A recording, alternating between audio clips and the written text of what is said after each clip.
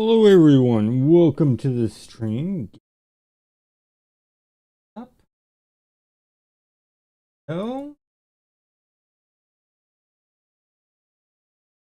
Hey Taylor, how's it going? Sorry I'm a little bit late. And excuse me. Hello, something stuck in my throat. Let's see. This way.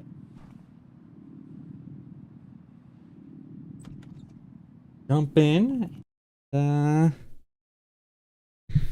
Get some missions rolling. If you want to join me, I am on the Rebirth server. And I am playing a Guardian, but you can join me in the game, and you're more than welcome to join with me on the Rebirth. And I would also appreciate if you join you join the Discord too, so that you can at least hear what I'm saying at the exact time instead of getting the delay that the stream has. You don't have to talk. Hey, Sticky!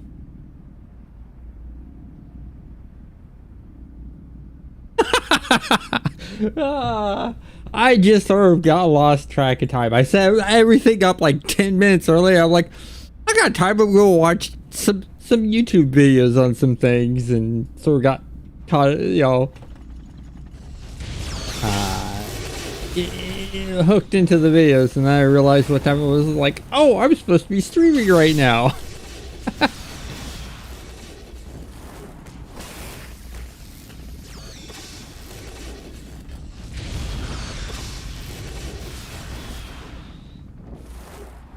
This guy.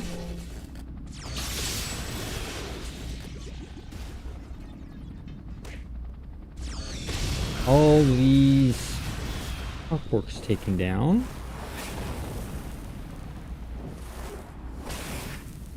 There we go. Got him. Done. Here.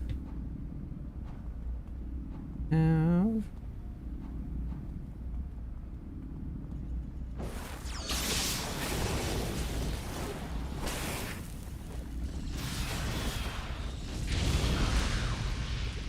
Go.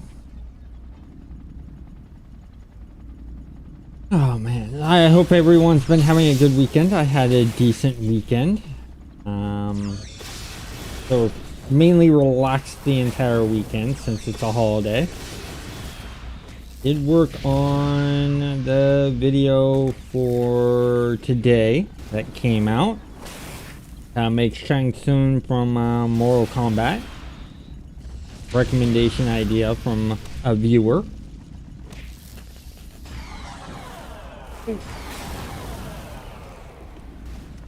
Still having endurance issues. Okay.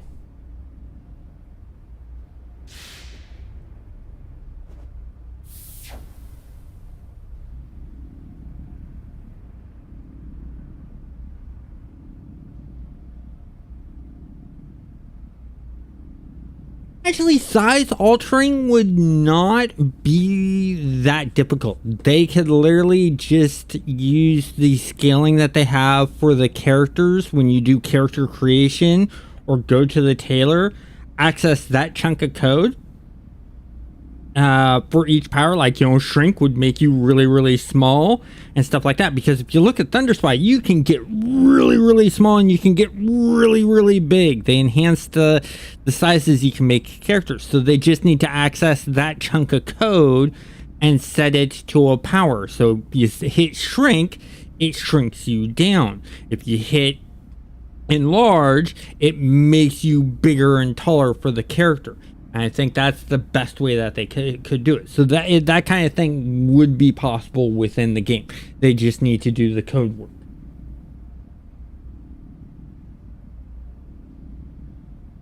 Yeah, true. I mean, here's the thing. Endurance is City of Heroes' version of mana for Cassie.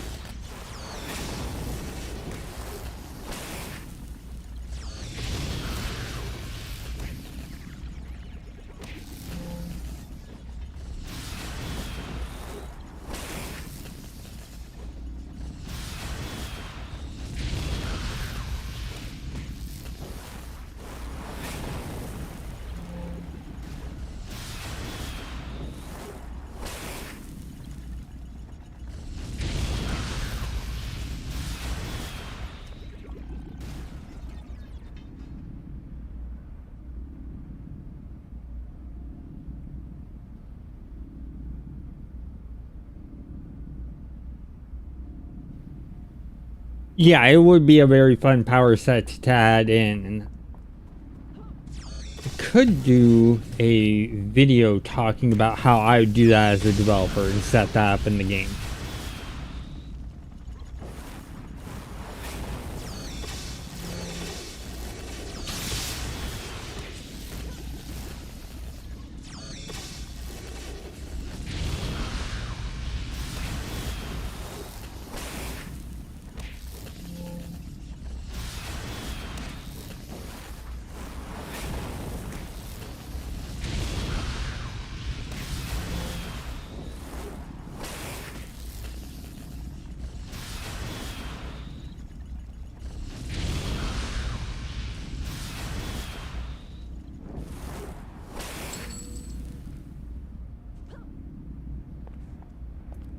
Did they all come over to me? It looks like they all came over to me, making my job easier. Really want to have Ninja Run going the entire time, but it's up so much endurance.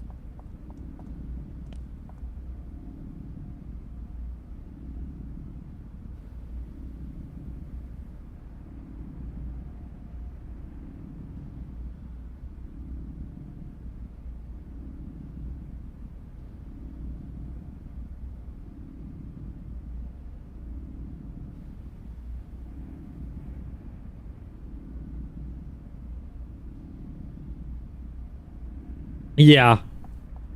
Well, I mean, Ant-Man's a great example of what you're talking about.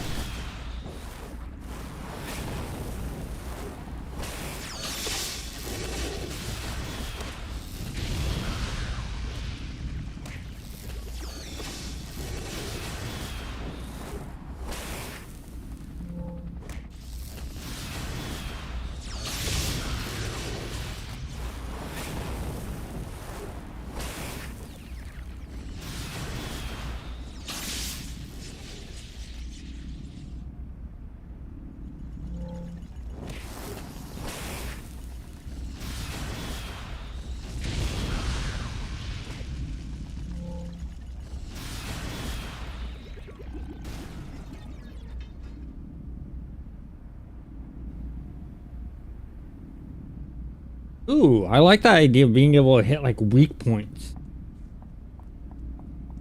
You know, it'll be really cool. So when you have two buttons. You have the enlarge button, you have the shrink button. When you hit the shrink button, it changes your power tray. So basically, you'd have two power. You'd have it like, you know how masterminds have the little side tray for their pets to command each individual pet.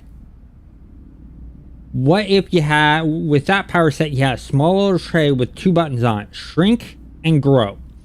And when shrunk, the powers down here would be different, have different abilities, such as the hit weakness, stuff like that. And then when you hit grow, they change to where they have like stomp and, you know, the big enlarged powers. Would be very interesting and a unique gameplay mechanic for that power set.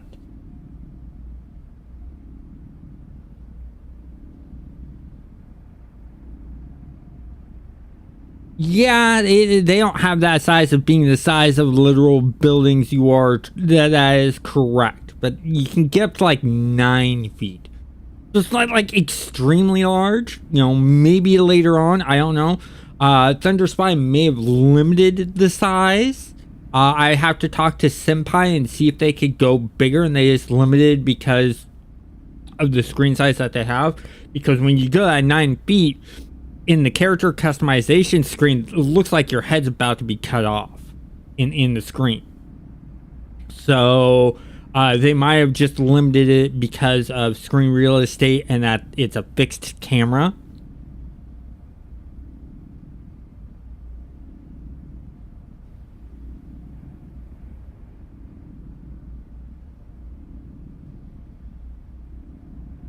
Yeah, those are great examples of how to do the powers from shrinking and growing. Big, you're slow, clumsy, but heavy hitting. Small, you're accurate, nimble, and stuff like that.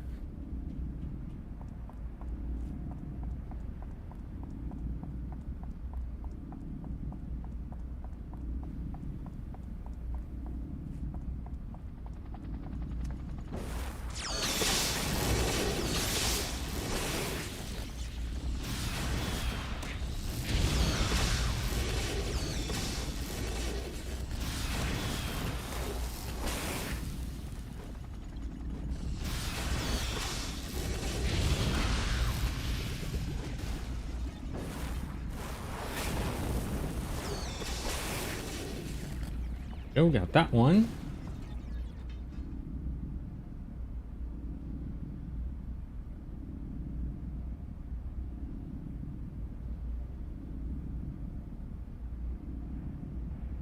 Yeah, well, Galactus gets huge based on how much, if I remember correctly, by how many planets he's eaten.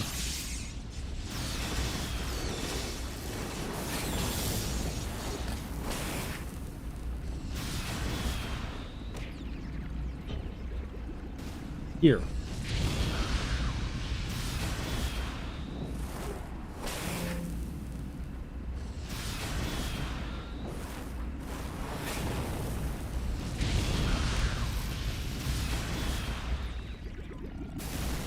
A whole bunch of small bots are going to be popping out of him.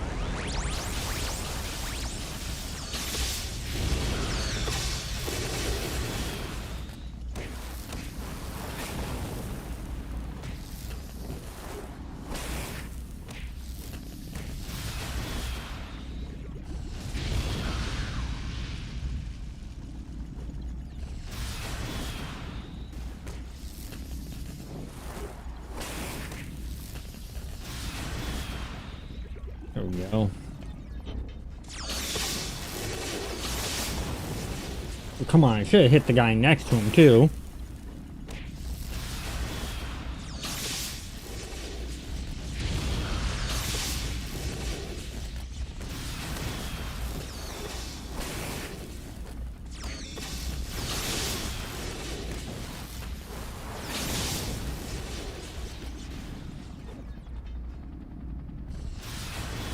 Got that one.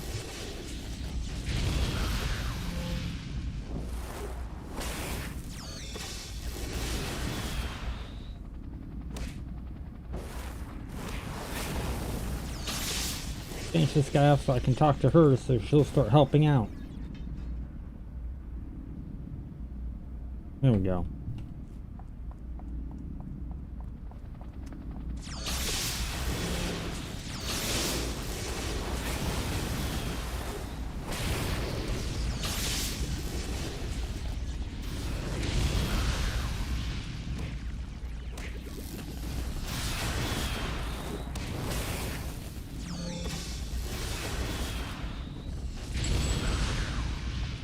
Enhancement.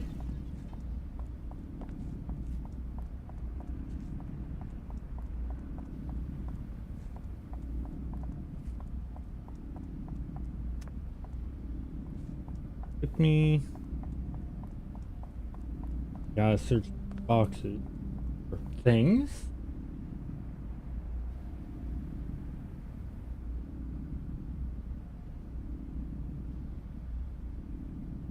Ooh, that's an idea. Small power that's small clones of you that do damage. And then here's another idea. Your powers are all duplicating of you, but you duplicate based on the size determines the amount of the duplications you do and the little bits of powers that they have. That would be interesting.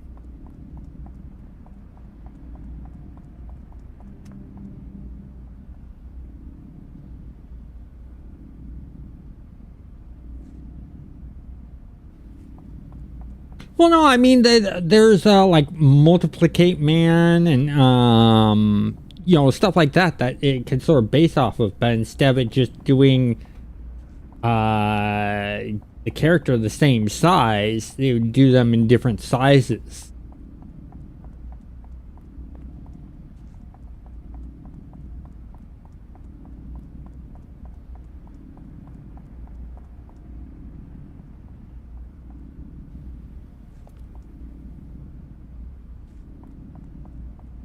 I have to do another video on power ideas. You've given me a bunch of new ideas that are really interesting, Sticky.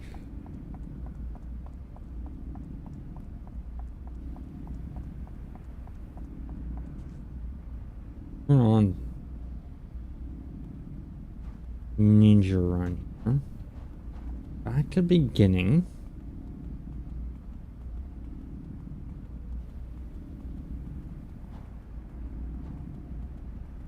I missed a box all the way back over there.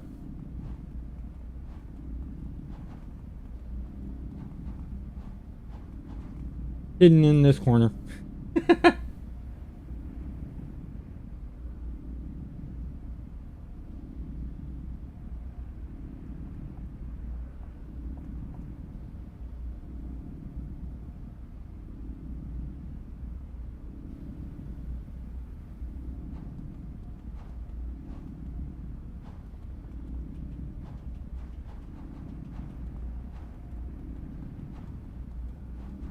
Yep.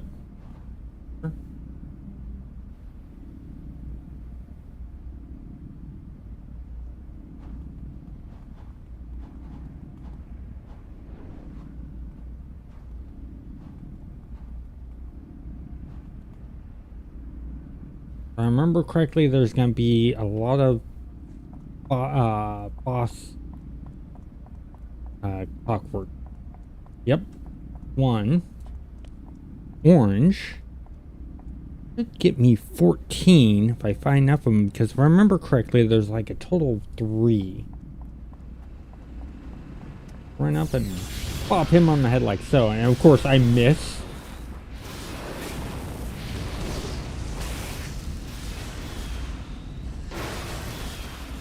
Yeah, I already have next Sunday's video planned. I came up with a really cool idea of doing a power set where it's just one attack. One attack that you use, no others.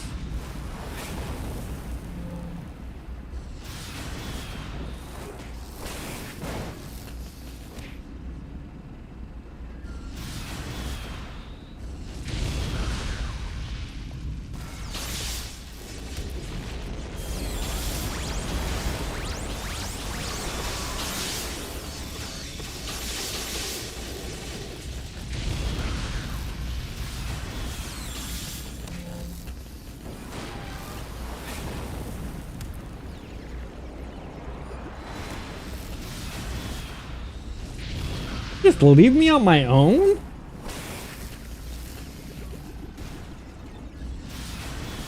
Step and ran away.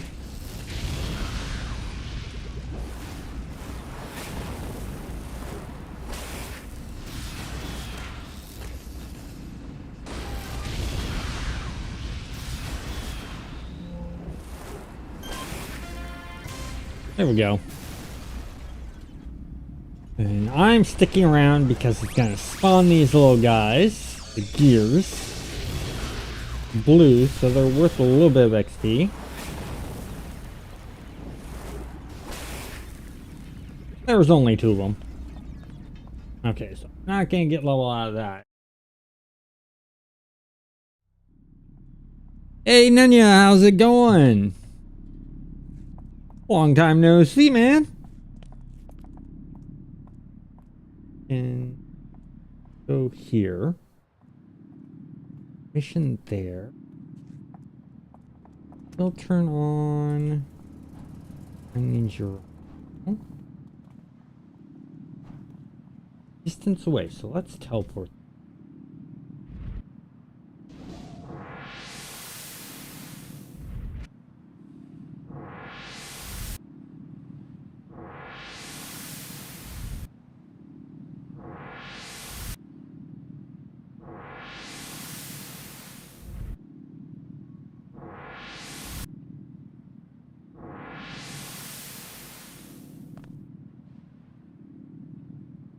Oh, nice. You built yourself a new PC. Cool. So what'd you build the PC for? Is it a work PC? Is it a gaming PC? Is it a very high-end PC for doing like YDO 3D modeling, texturing, stuff like that? What kind of PC did you build?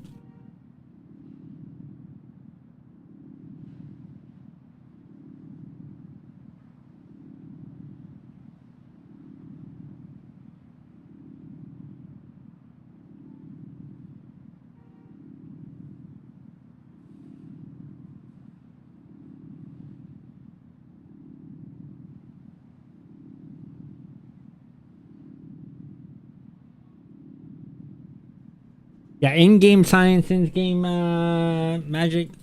I think there's some in-game stuff in there in the Origins. I have to play through each of them and figure that out.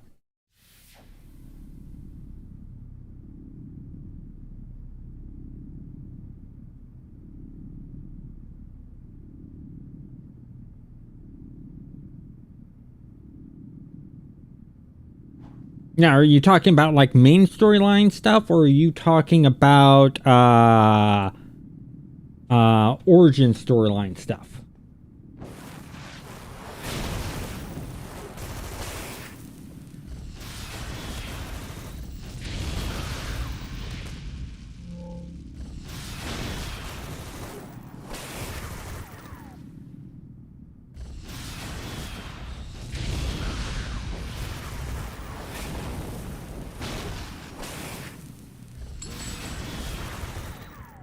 One thing I do like about Fire and Hellburn, whatever this ability is the dots.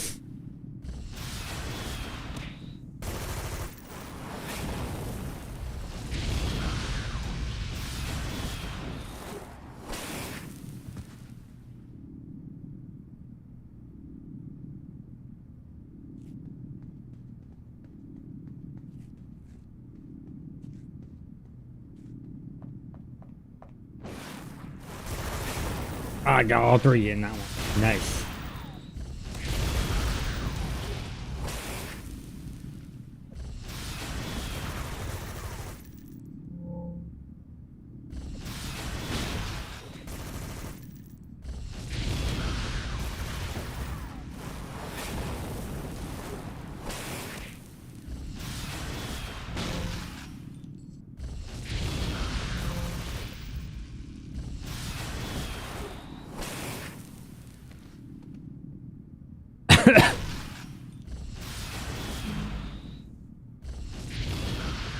Ah, I hate when you're low on endurance and your attacks miss and you're just wanting to get that fight over so you can get your endurance back. That and health. Okay, I'm going to rest here.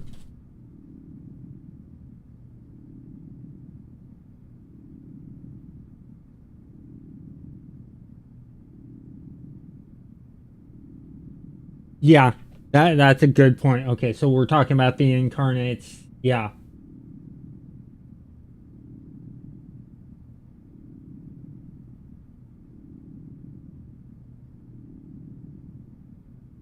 Yeah, that is a good point. It should focus on what your origin is when you do stuff like that. Because then, as you mentioned, it doesn't break the theme of your build. You do a tech build, you don't want magic mixed in there. Unless the plan is to have magic in there. But that should be the player's choice, not the system's choice.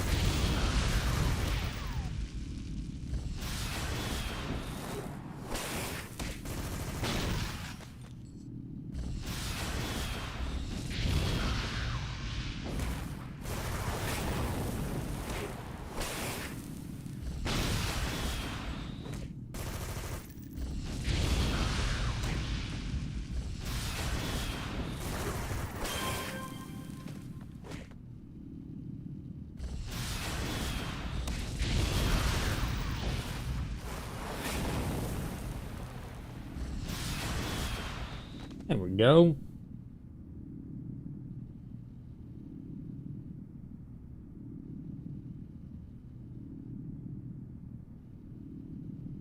I don't know. I've had times where a revive inspiration has actually saved me from having to run all the way back from the hospital.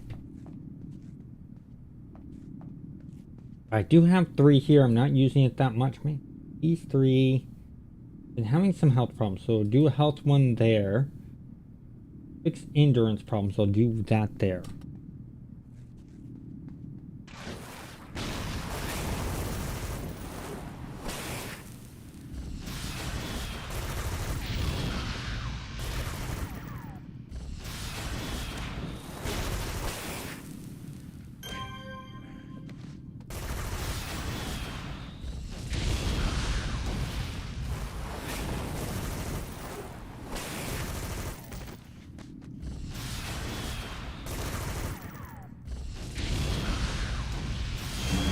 Ooh, level.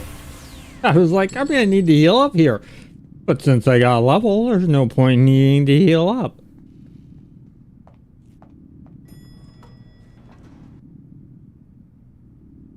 The one thing I do like about City of Heroes is when you level up, your health and endurance is automatically restored.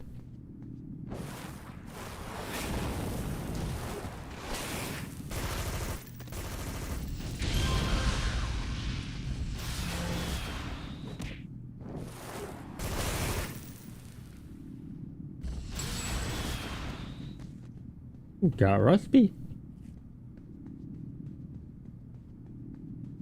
Go up here, see what's up here. Oh.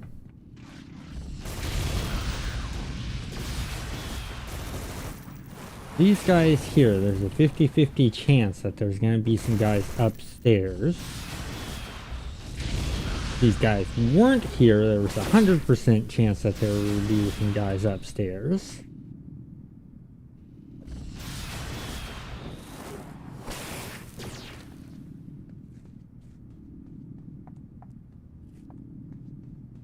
Nope. Let's check this little room over here.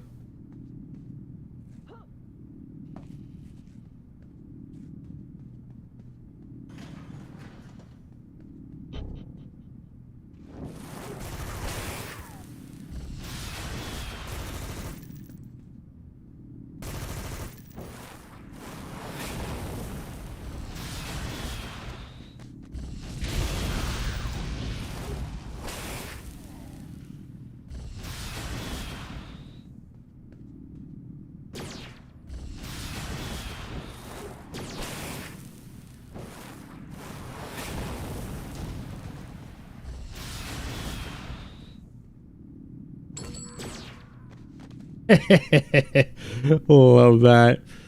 Nice little tap on the nose. Down he goes.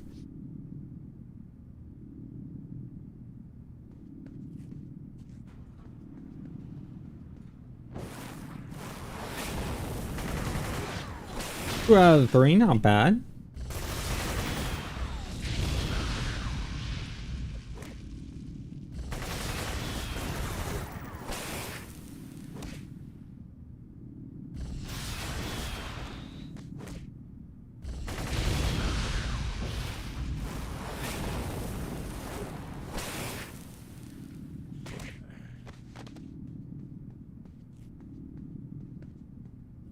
That one. Take these guys out.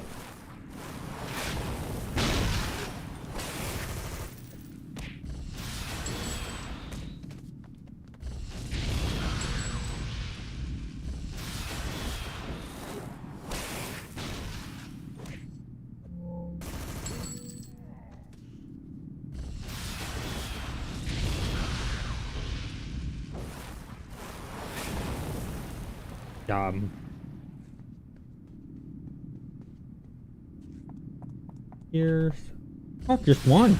Okay.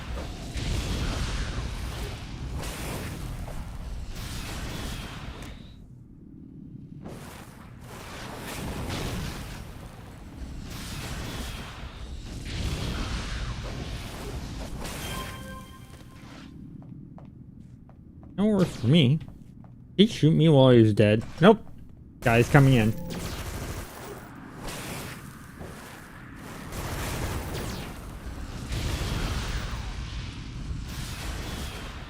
Slow me down a bit. That's okay.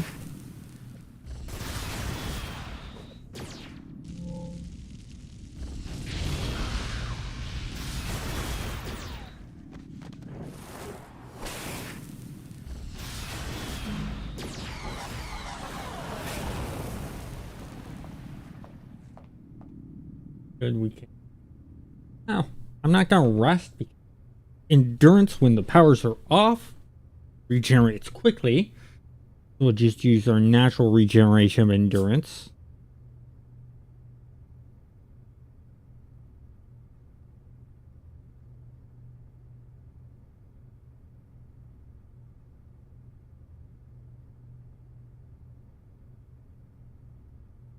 Ooh, that's an idea. Genetics powers that does like evolution type stuff, and yeah.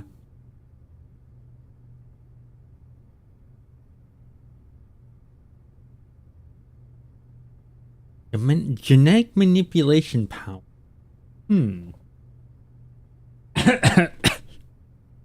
You could mess with their do one power that's a 2-hit debuff, another power that's a damage debuff, another power that's a defense debuff, and then for allies, and the great thing about that power set is that power set would be really great for defenders and corruptors. Because then you can also add in the ability to enhance accuracy, enhance damage, enhance health, things like that.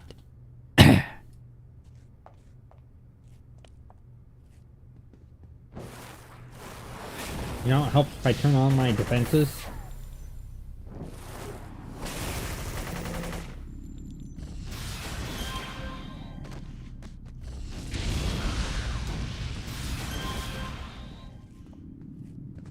More guys over here. We're not done yet.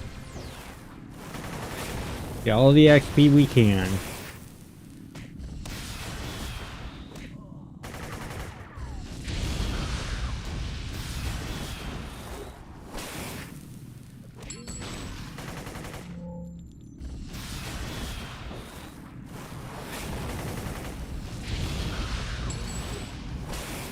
Okay, let's check upstairs real quick.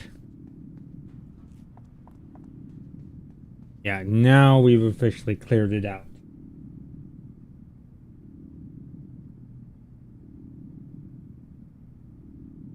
Oh, I like that. Genetic vampirism weakens enemies, buffs your allies. That's a good one.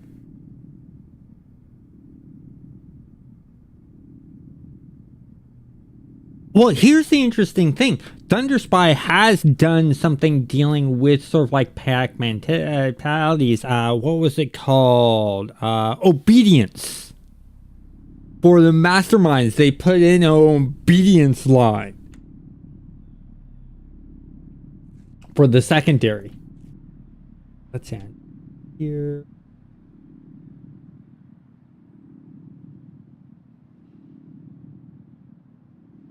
Go to Valkyrie. We're going to get some new powers.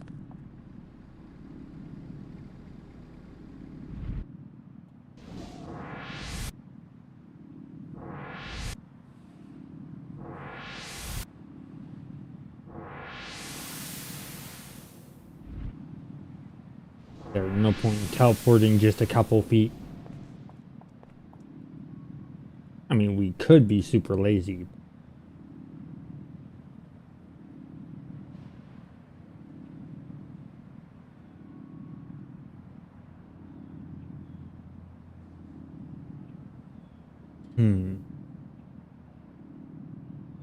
Blink, which is an actual guess into healing range.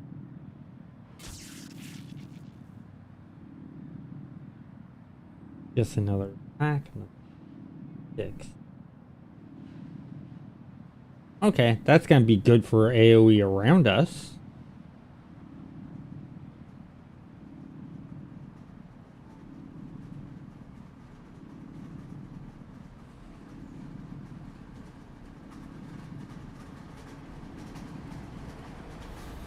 Oh, that's an interesting idea.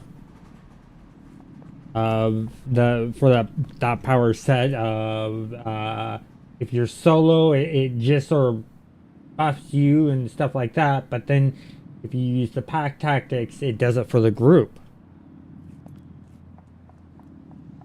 That'd be an interesting thing, because right now with defenders and corruptors, you get powers that are like either it's everyone, or it's just allies, or it's just you. Having a setup to where you can hit button and it makes it just for you, or hit button and it makes it just for allies, and then maybe a third one where it makes it for everyone. It's an interesting idea. So therefore, you're sort of zoning in. Is it target to target? Is it just a certain group based, or is it like everyone would be an interesting concept? Missions. Everything is returned to contacts.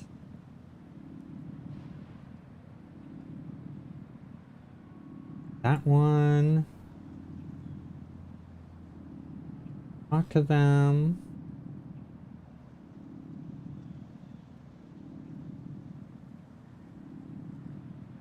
Got that Kings Row one, but we'll ignore the Kings Row one now.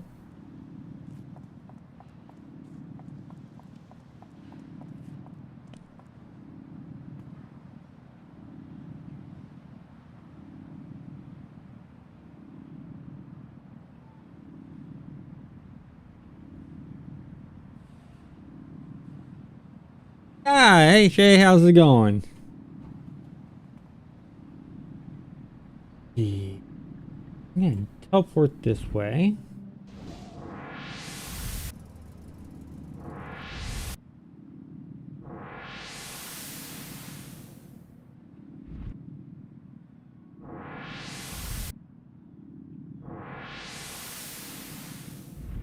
Bounce into this building. Go outward.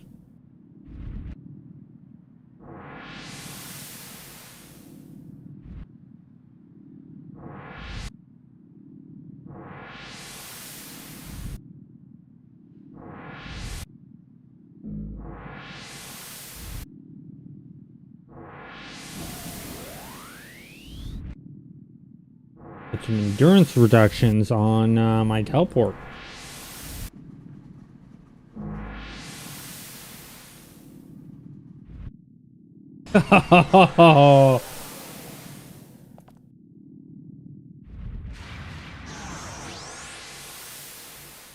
Oh yeah, it'd be interesting if City of Heroes had transform powers. I mean, in a way, you can do it. You can create multiple costumes, and then you can create a macro that when you hit a certain power or you hit a button, it will do the transform for you. And then they have the particle effects for different doing a changing of costumes that you can also set to that.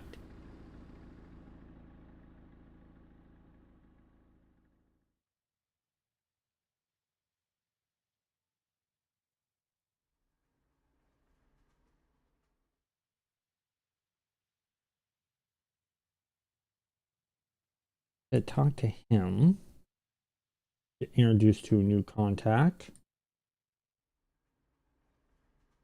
available missions.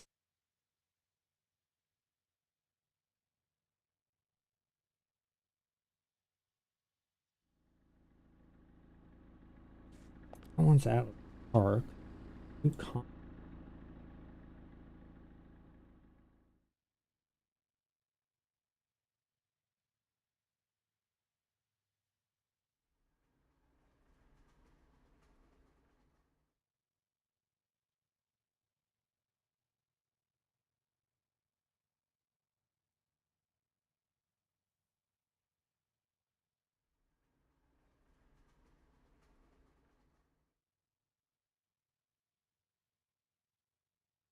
Yeah, so the beast mastery would be good for evolution, but I think doing evolution on even just regular people would be cool, because you can do evolution of the mind, you can do evolution on the body, and things like that. So you could evolve their eyesight, de-evolve their eyesight. You could de-evolve their arms, evolve their arms, their legs, things like that. So there's so many directions you could go with evolution.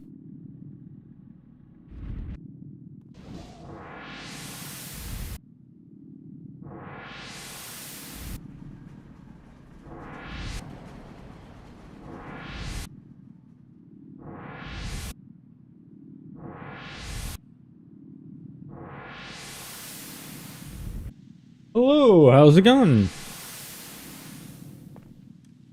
Who am I talking to? I'm talking to everyone on the stream. I'm live streaming City of Heroes.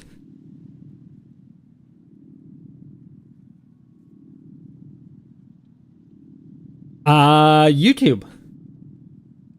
My YouTube channel.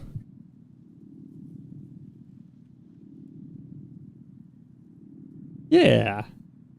Yeah, I'm playing on Rebirth on Sundays from 2 p.m. Pacific Standard Time to 4 p.m. Pacific Standard Time. I do a community group play, and anyone who wants to join me can jump onto the server I'm playing on and group up with me. We just sort of hang out, play, and I communicate with chat and the people playing with me.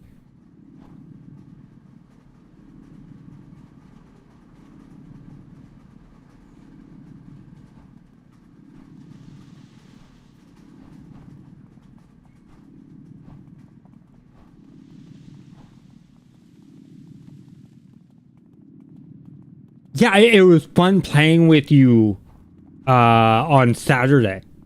Or was it Friday? I've lost track of time. Yeah, it was Friday, but yeah, that was extremely fun. And for those of you that don't know, this is JC. He has a YouTube channel, and you need to go check it out because he actually does videos on City of Heroes. Also, you've done some guides, you've done some showing off of builds, and just talking about the game. And I really like the content that you make.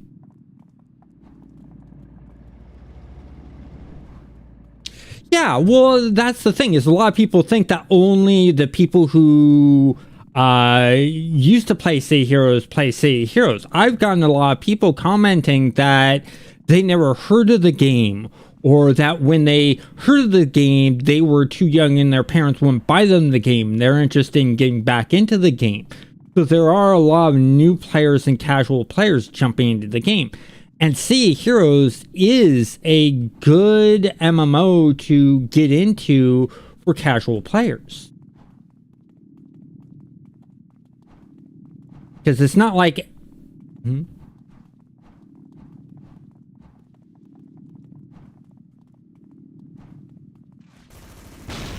Yep. Exactly.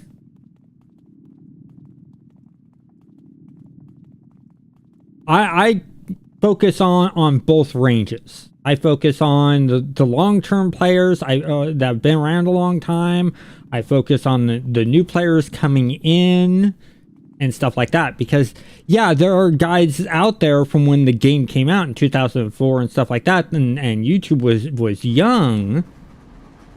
But, you know, some of that stuff has changed, or the private servers have moved things around. Like... I know, what was it? What exploration badge? There's an exploration badge. I think it was in... Where? I think it was in Steel Canyon or Skyway City. That they had moved the badge on one of the servers. And so when I was doing the exploration badges showing where they were... I had to mention, oh, on this server, you actually want to go here. And it wasn't moved that far.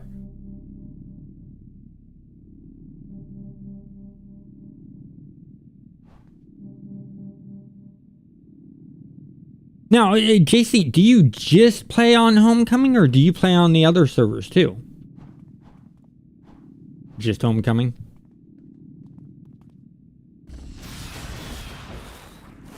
What made you choose Homecoming over the other servers? Okay.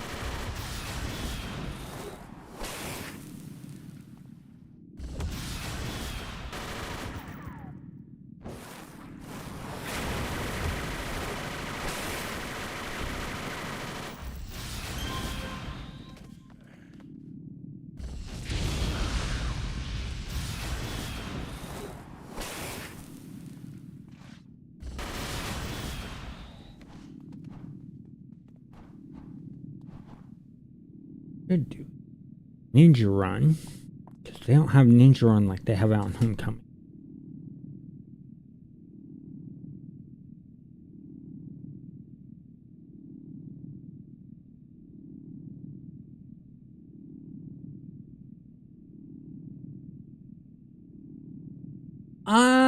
Sticky. So the approval rating idea,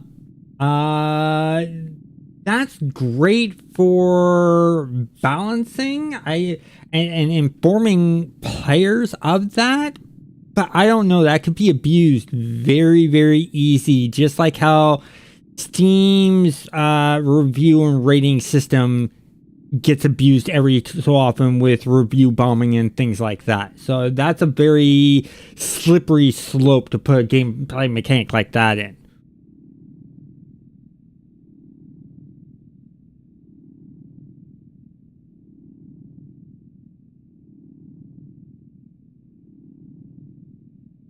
Mm.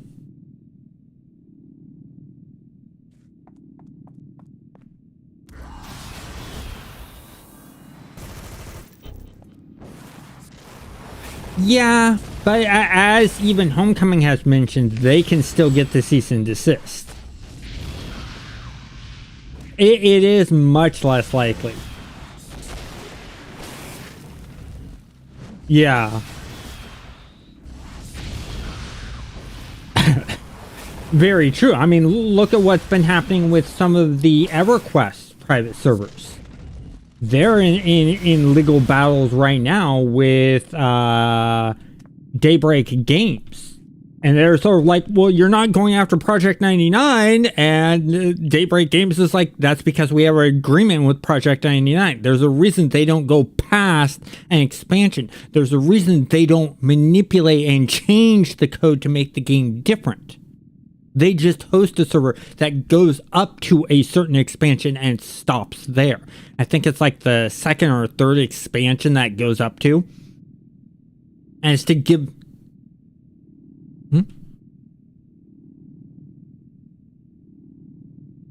Yeah.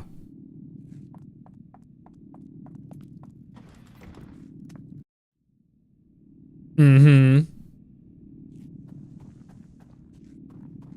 Or there's the thing that NCSoft could finally decide that they want to go back to getting a Western audience and they want to bring back City of Heroes. So they do a City of Heroes 2, or they bring back their own servers. And that could cause all these private servers to shut down.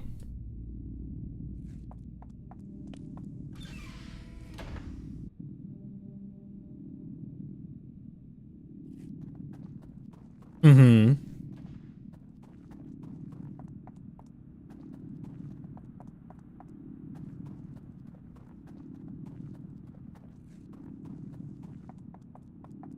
Mm-hmm.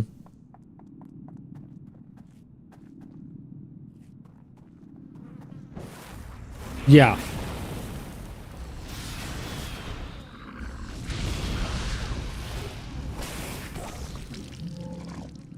Yep.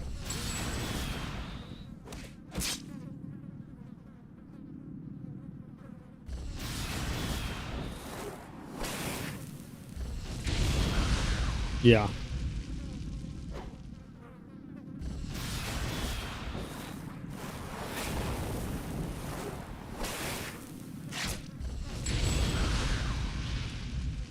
Mm-hmm.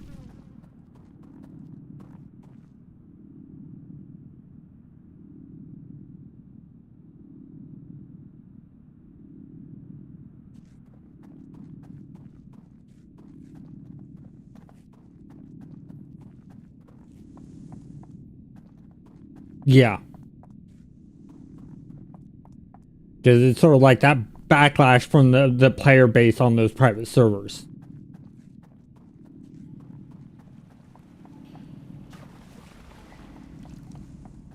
Mm-hmm.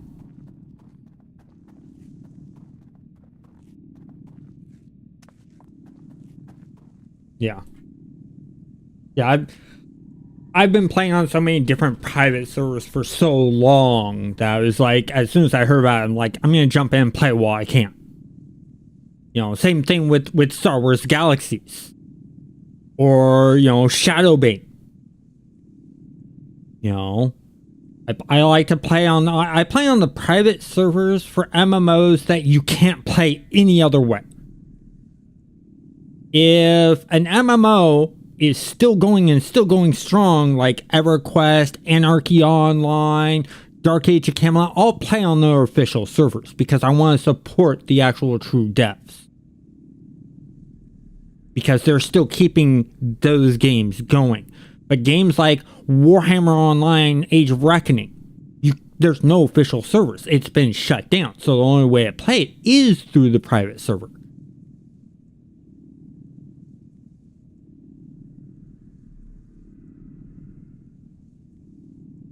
Mm-hmm. Yeah. Yeah.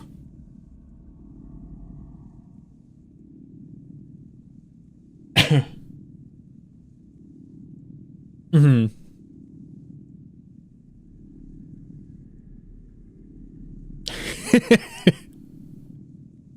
Yeah.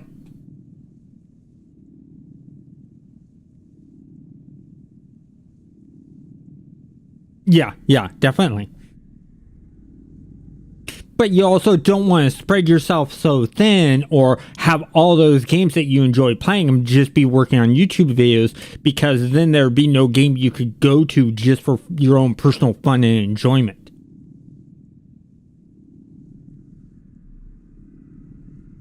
Yeah.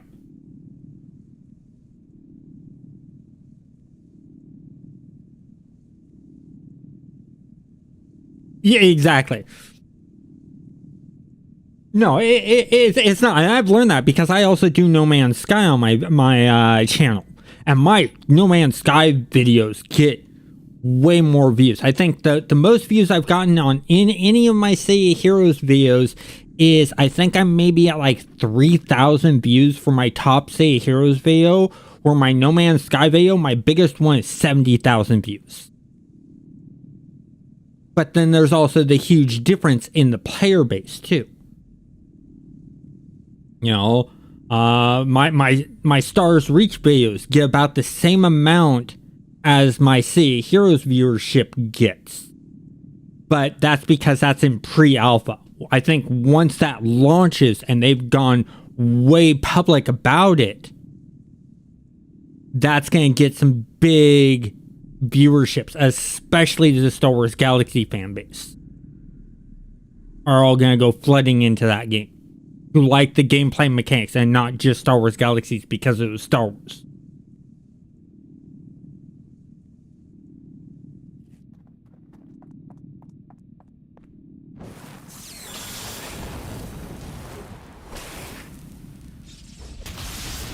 Yeah.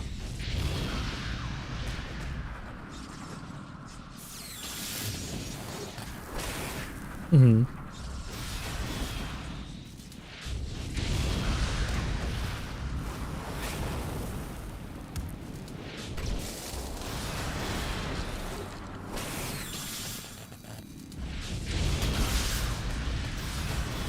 Yeah. Well, some people aren't into the big groups, and they just like, small groups of people that they know. And other people are fine with the big groups, and then there's the people who just like sort of like the solitary life, with maybe a small group of friends. Me, I can go any which way. I'm used to big groups and stuff like that. Doesn't bother me one bit. But then again, I'm also big into heavy metal and like going to heavy metal concerts, which is sort of odd with someone with cerebral palsy in the lower left leg. My balance is god-awful terrible, but yet you'll find me in the mosh pit with everyone else. Why? Because you get the respect. If I get knocked down, there's someone there to help me back up, and everyone else avoids slamming into me while I'm getting back up. So I don't mind big crowds and being pushed around. I'm used to it because I also went to a high school that was very crowded.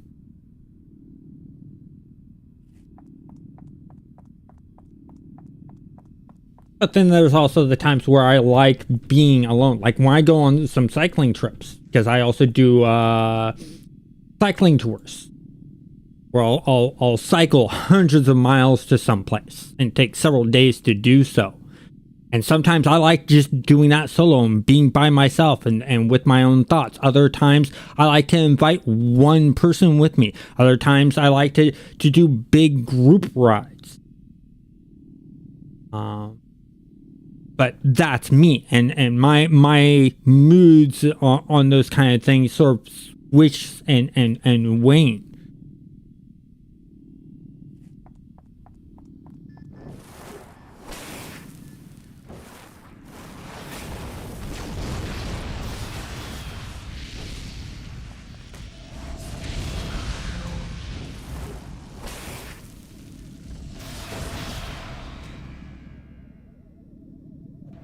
Yep.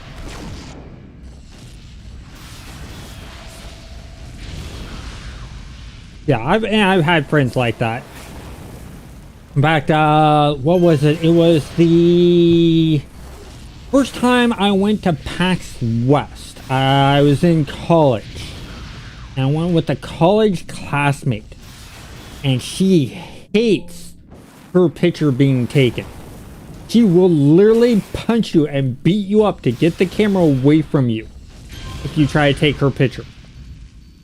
And we're in line just to enter into PAX. And standing right next to us is someone in cosplay of one of her favorite characters. And she's shoving her phone in my face saying, "Here, take my picture, take my picture." I'm like, "No, this is a trap. This is a trap. I'm not going to do this. You want to slug me?" She's like, "No, no, no. The person stayed next to me, she's cosplaying as my favorite video game character. I want you to take my picture with them. I've already asked for permission." I'm like, "Are you sure?" She's like, "If you don't take my picture, I'm going to slug you." I'm like, "Okay, fine." I took the picture. So I think sometimes it also depends on the group of people you're around can change how, you interact with them.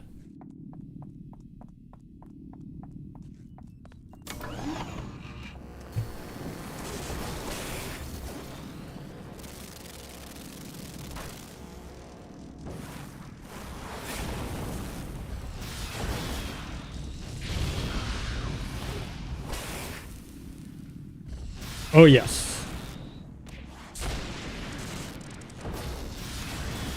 Mm-hmm.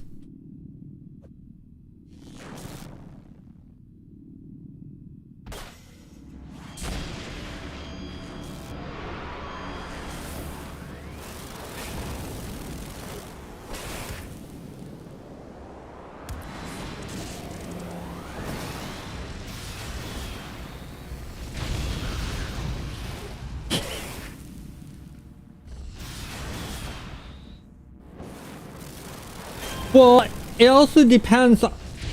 With that, it also depends. It depends on what level you put things. Yeah.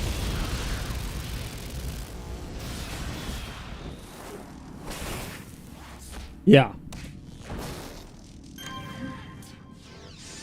Yeah? Uh-huh.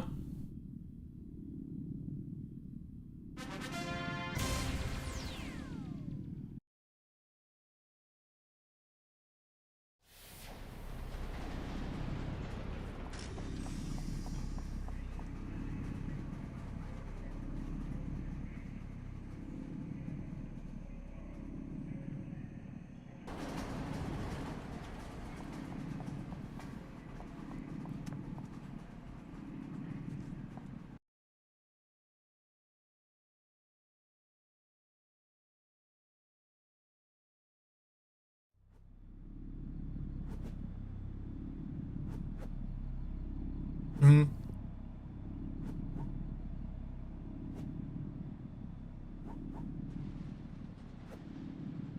Yeah.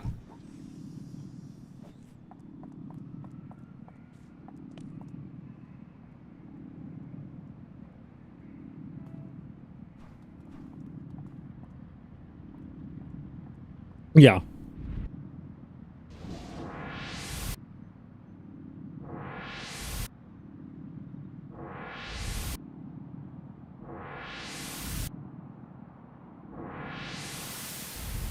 Yeah. I mean, you could always do what I do and just say, "Screw it, let's do it for the fun of it."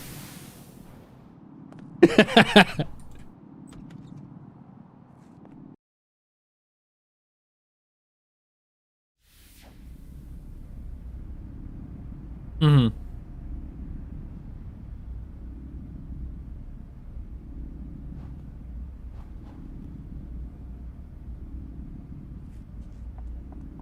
Mm-hmm.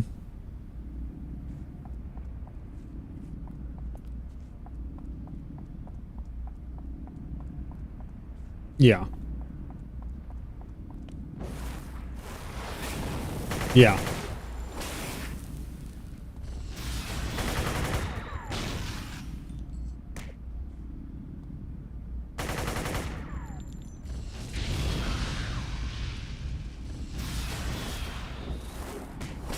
Yeah.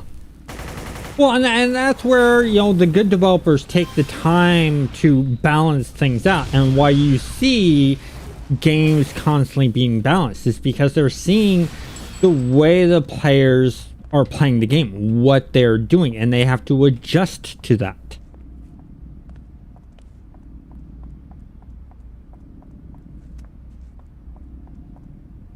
Yeah.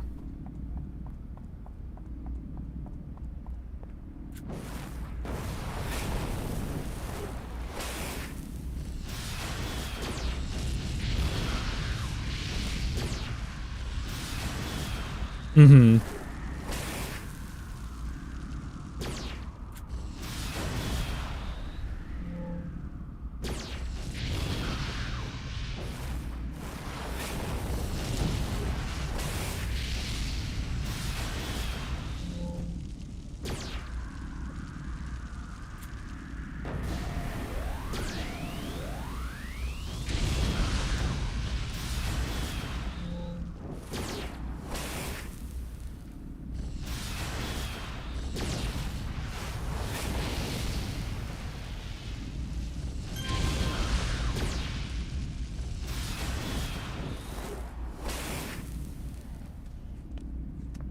Mm-hmm.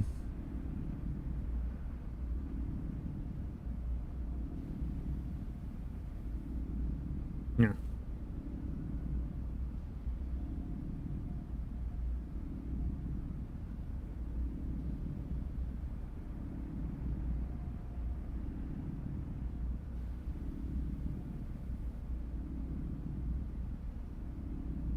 Mm-hmm.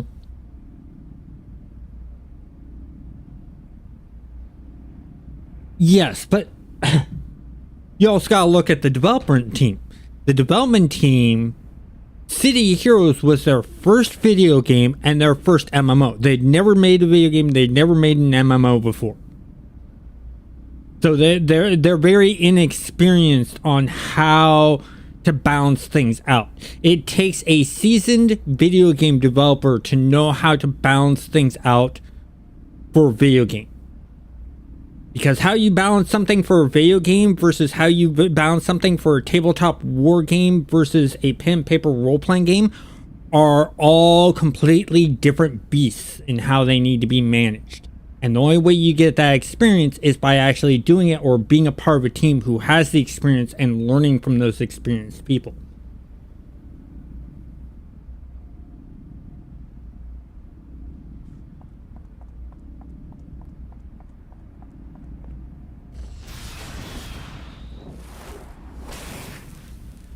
Mm-hmm. Mm-hmm. Oh yeah, no. Oh yeah.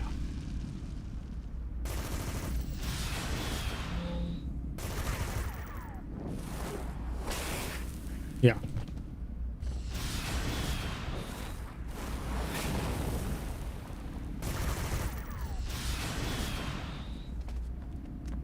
Well, yeah, and I wasn't saying what you were saying was bad. I was just giving an example of why it was in such a way. And there are things in the game that are interesting to the game. For instance, I hate ragdolling in almost every video game, but I love it in City of Heroes because it fits with the feel of what they were going with. Any game that doesn't take them too seriously, I like ragdolling. Any game that's really serious, going serious, and puts ragdolling in, I'm just sort of like, oh god, this just doesn't feel right. It's one of those immersion things. And that's also something that City of Heroes was really good with, was immersion. And keeping everything feeling the same way and good.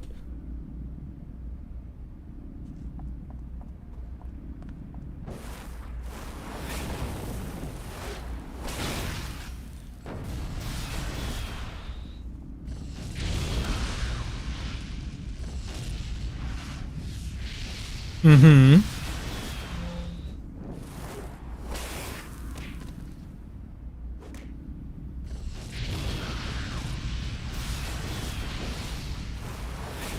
Yeah.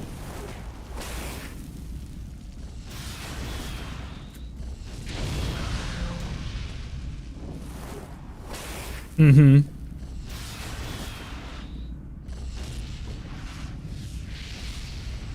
Oh yeah.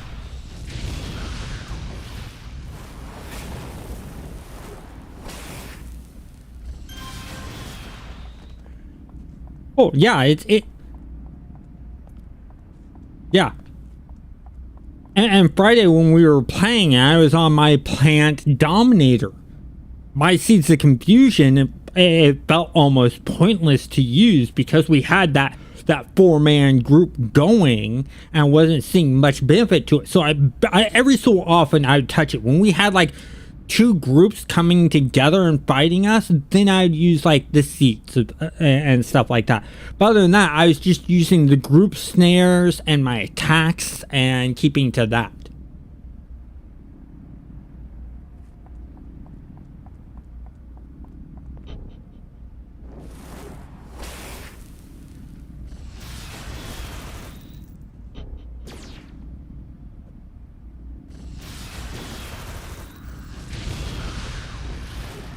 Mm-hmm.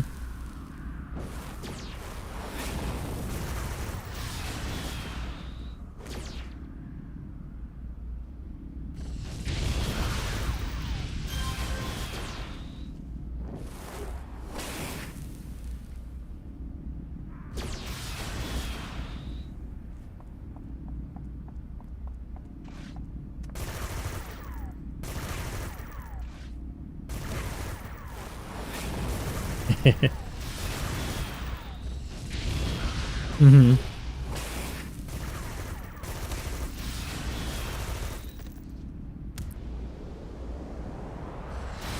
Yeah.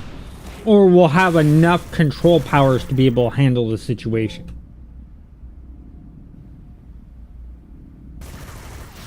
Yeah. Well, it's like the electric blaster has a good control set with being able to wipe out all the endurance. Because I remember my friend who played when City of Heroes originally came out. I had a friend at work that played, and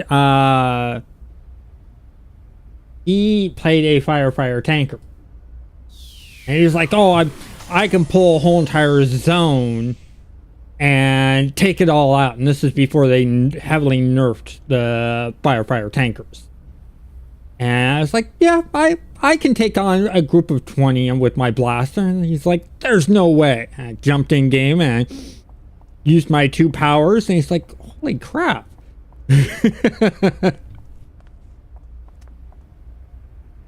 And I remember dueling him and him getting all cocky. "I'm gonna be able to easily take you out because I could take a shit ton of damage." I said, "Yeah, with all your toggles on. You don't have your toggles. You don't have endurance. You're easy to walk over." He's like, "Oh no, I'll be fine." Like, let's do and find out. Only one way to find out who's right. And heard nothing but whimpering from him because he couldn't do anything and he could just stand there because I drained all of his endurance. But the way each person plays is different. He likes actually running through a whole entire zone, grabbing the entire zone, and laying waste to it all in one sitting. And that's sort of what's unique about City of Heroes. No way in the world could you do that in any zone in EverQuest. In original EverQuest, you get wiped out by the time you pulled your third mob. I mean, okay, maybe like a bard, a ranger, or a druid, or maybe even a shaman who had Spirit of Wolf could pull off doing maybe 5. You're lucky if you could get 10. And a bard maybe a bit more if they can twist their songs just right. But the moment they mess up, they're done.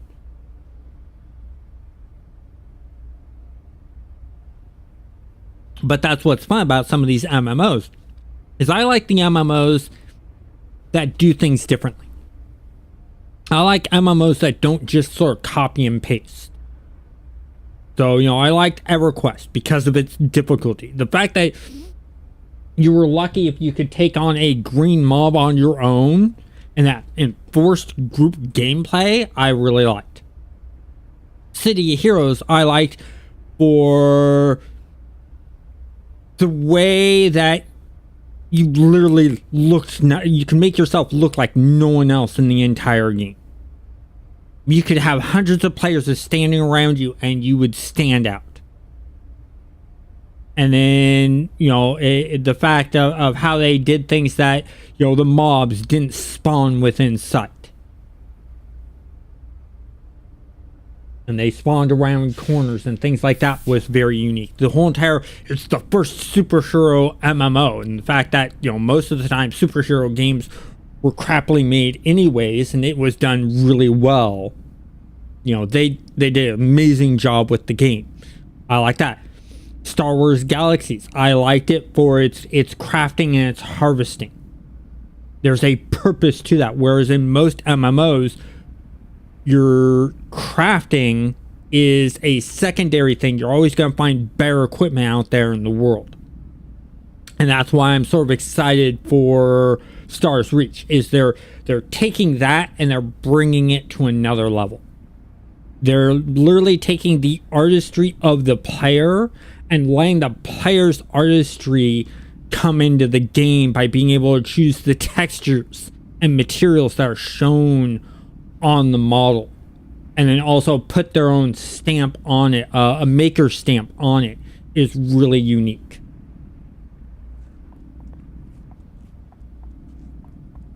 So I like playing like Anarchy Online. I like playing Anarchy Online, first sci-fi MMO, and also the fact that it had its sort of indoor missions like City of Heroes has, along with the randomization. It was the first MMO to do that.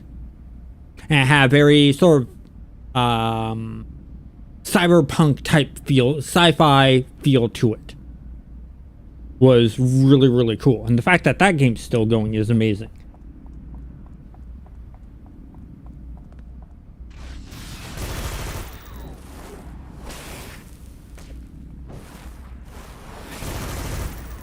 Yeah.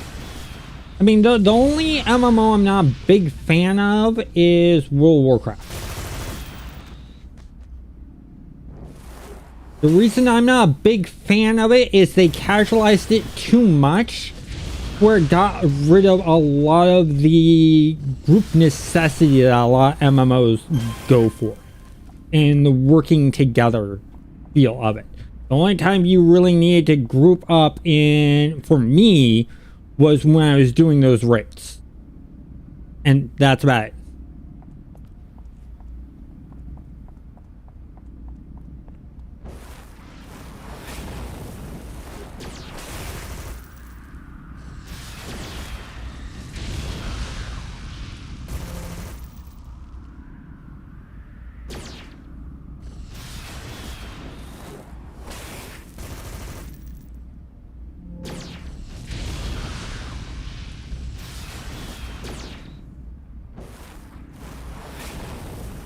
Mm-hmm.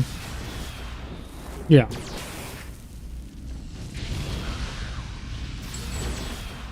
Yeah.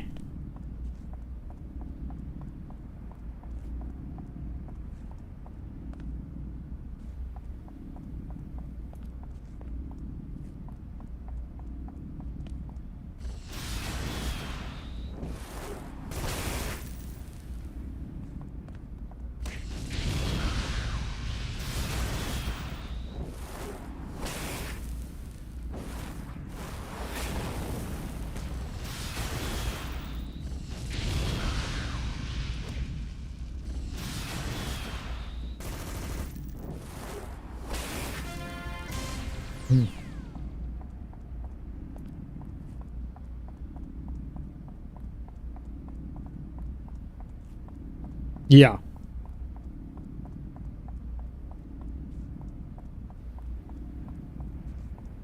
Yeah.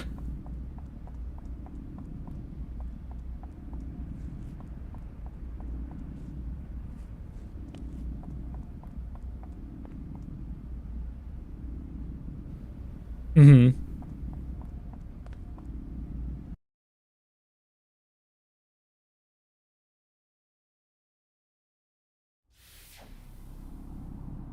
Oh yeah. It's just an EverQuest player going to World of Warcraft. When I went from original EverQuest to World of Warcraft, I found World of Warcraft just way, way too easy and boring for me at the time.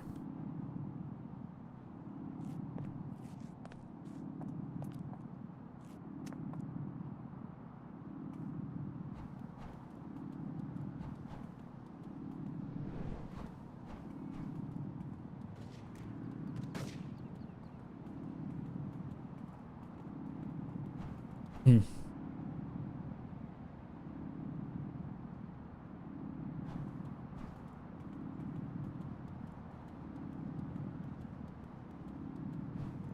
Mm-hmm.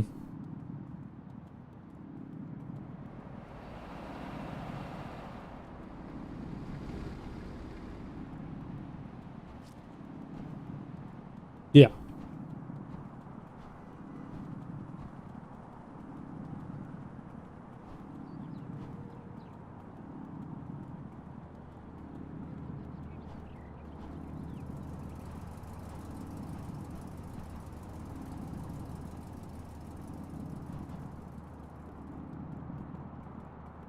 Oh yeah.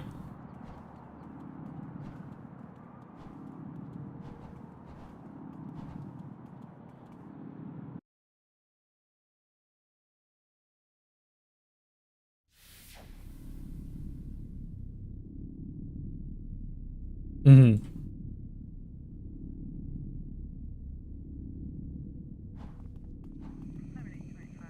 Yeah, the equipment always needs to be in the raids because I remember when I did EverQuest, I had to join so many raids to get my Shadow Knight's epic weapon. You know, but like I said, I remember doing dungeons like Lower Guck. I spent what, a year in Lower Guck in EverQuest just to get Flowing Black Silk Sash. And I could not find a dungeon in World of Warcraft that was anywhere near the difficulty that just Lower Guck itself was.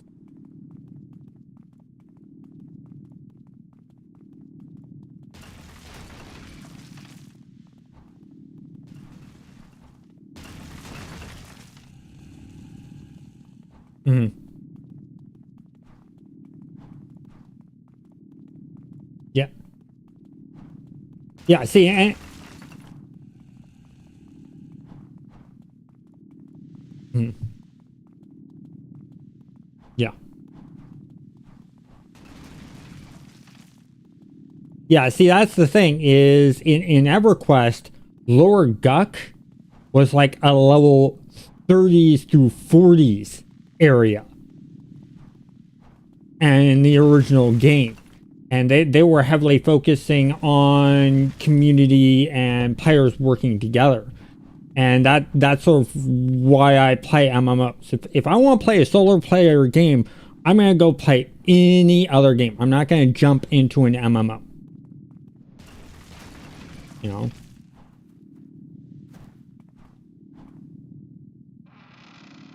Mm,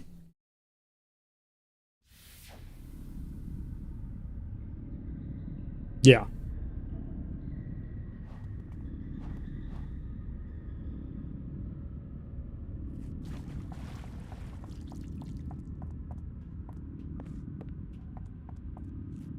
Mm-hmm.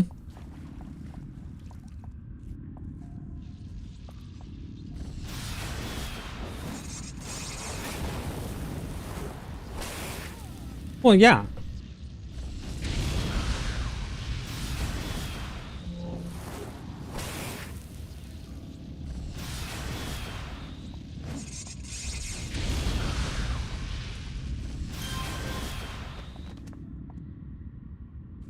Yeah.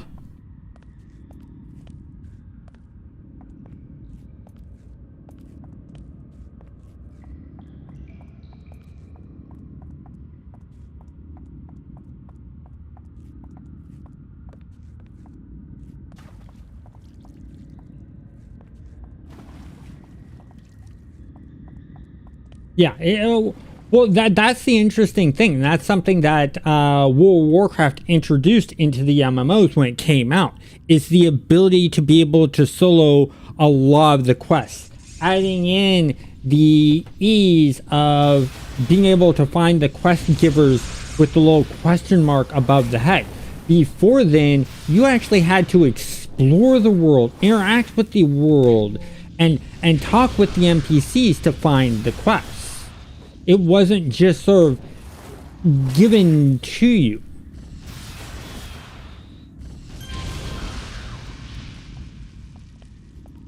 Mm-hmm.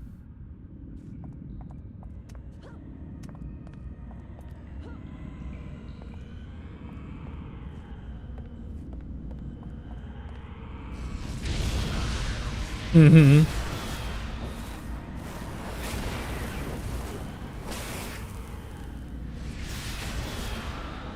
Yeah.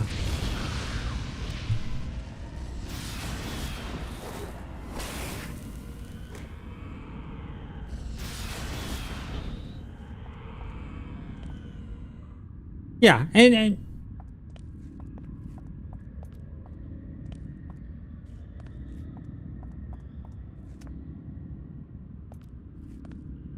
in EverQuest?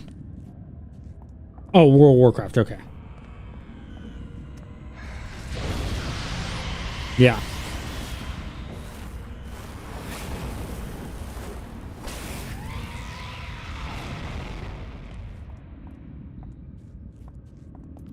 Yep.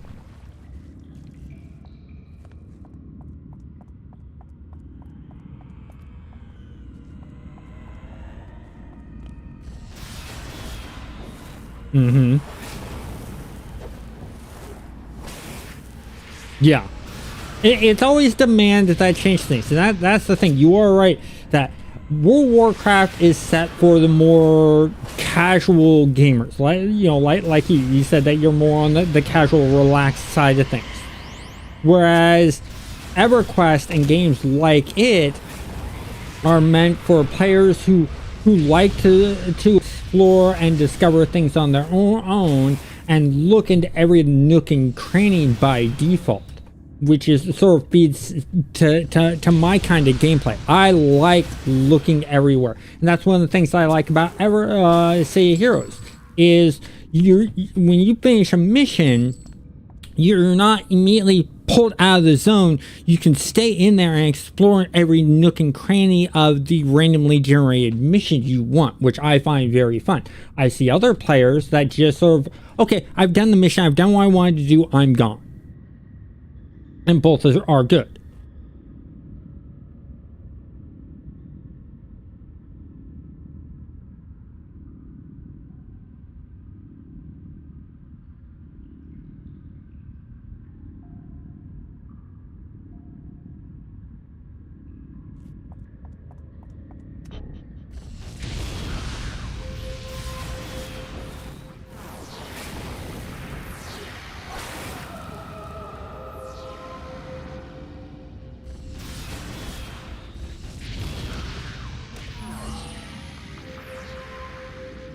Hmm.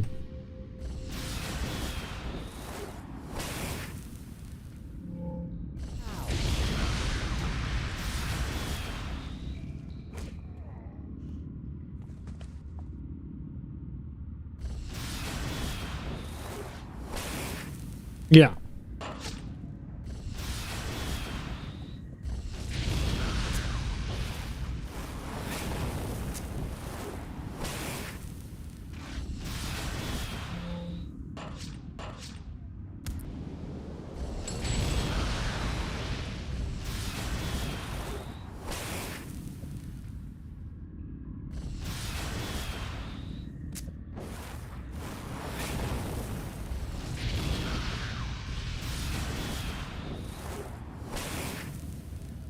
Mm.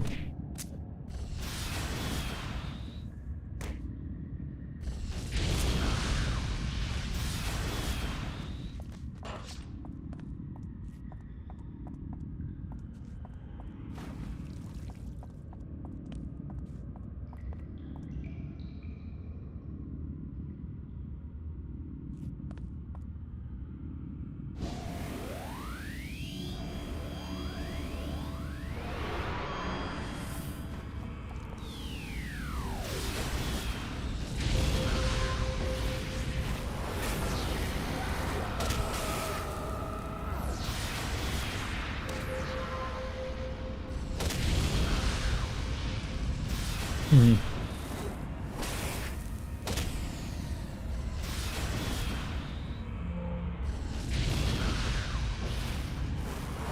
Yeah.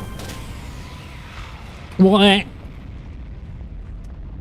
yeah, and that's the thing is, in EverQuest, you can take your level 100 character, go low gut, and solo everything. It pretty much almost every MMO is that way, except I think for Elder Scrolls Online. And I think Elder Scrolls Online, the reason is you can't do that is because everywhere levels up to your level, matches your level. And that's sort of a unique gameplay mechanic of Elder Scrolls Online, which is, the levels are based on your level. I mean, you can even be in a group with people, and it's I'm level 40, but my friend's level 20. When they con the mob, it's level 20 to them, but when I con the mob, it's level 40 to me. It's sort of a unique thing.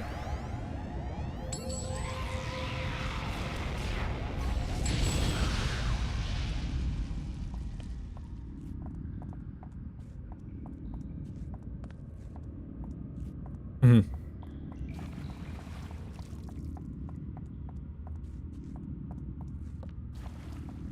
Yeah.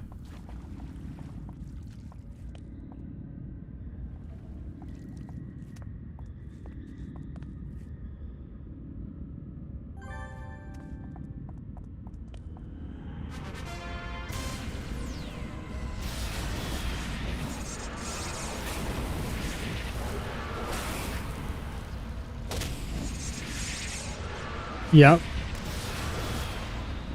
Now, I can't remember. Did World of Warcraft have big nasty mobs going around in lower level zones?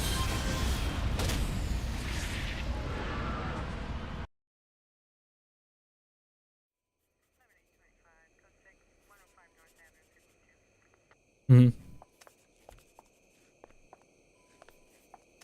Yeah. 'Cause- mhm. Yeah. Because I remember in EverQuest, that was something I always thought was really cool. Is especially what was it? I think it was East Commons. You'd be running around in there, and you had to be very careful because there was this like level 40 griffin that would fly around in that zone.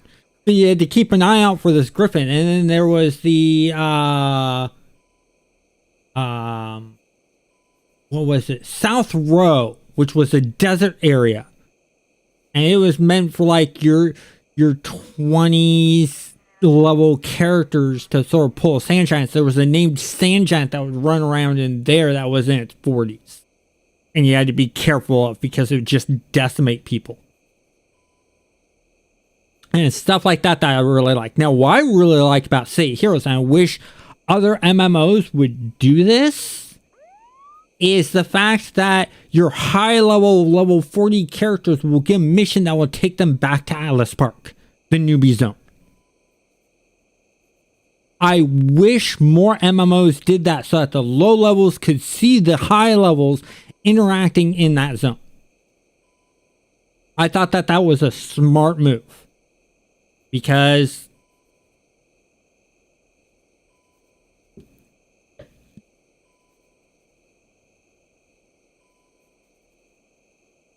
Yeah, but here's the thing.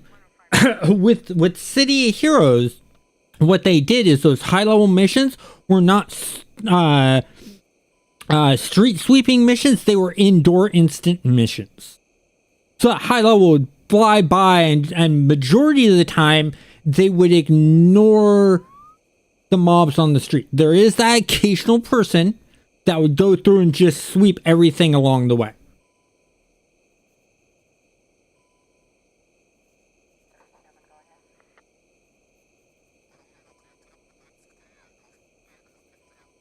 Mhm.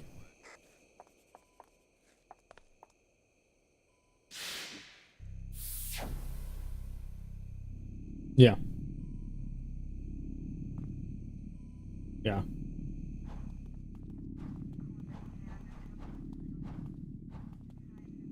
Yeah, I've never seen. Well, and that's the thing. It's the community too. A majority of the City of Heroes player base is really polite and helpful. I'd say like 95%. Whereas in EverQuest, World of Warcraft, you're gonna get that more closer to like 75, 50% depending on what server you're playing on.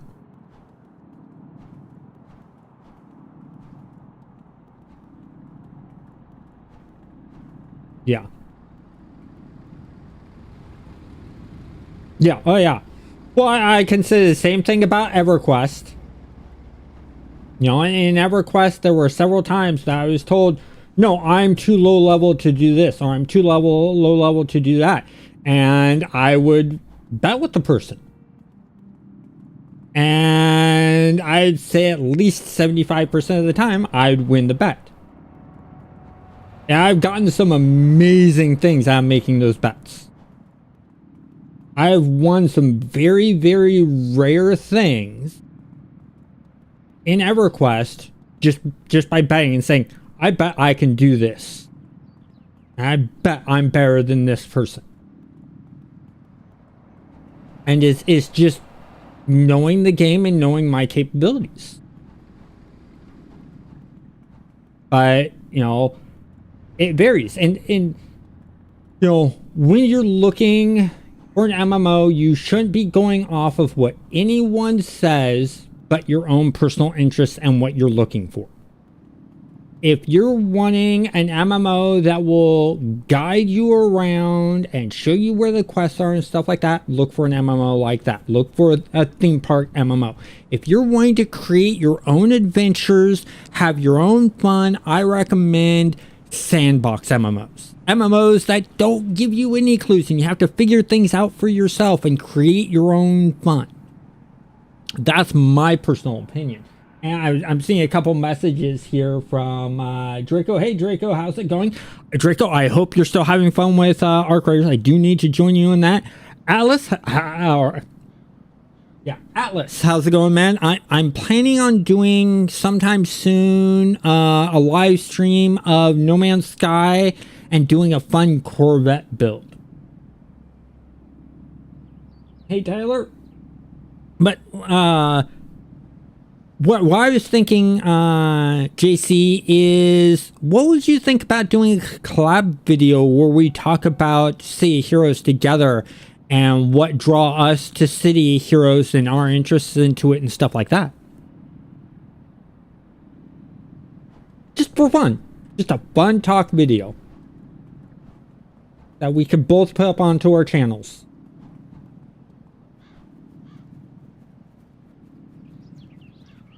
Ah.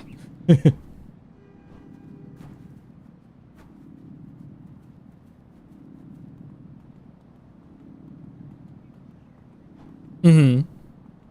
Yeah. Yeah.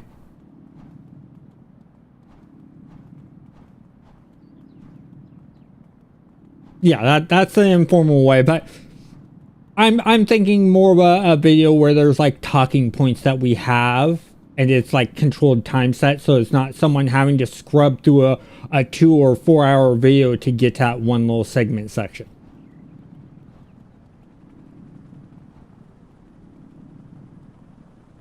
Yeah. Oh yeah.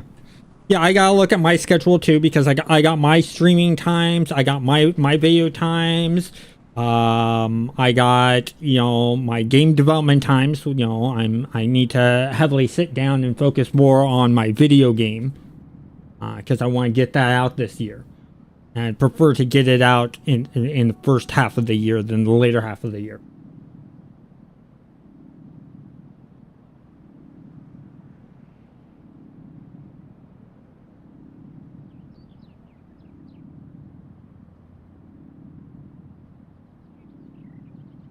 Yeah. Oh, I'm gonna be utilizing that.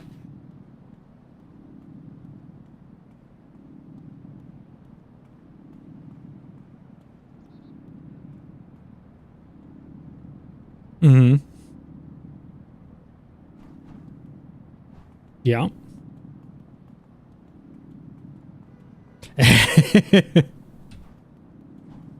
Well, you be surprised sometimes. There's videos where I'm like, oh, no one's really gonna watch this because there's content out there already about it, and it's not really that interesting. And then next thing you know, it's one of your biggest videos. Like, I did, what was it, 2 years ago, a video about black holes in No Man's Sky. And people have put out videos 9 years ago talking about the subject. Nothing's really changed in No Man's Sky dealing with black holes. I just thought, I'm going to do this in my own flavor, my own style. That's my #1 video. And it's gotten like 70,000 views. So you'll be surprised at what people find interesting.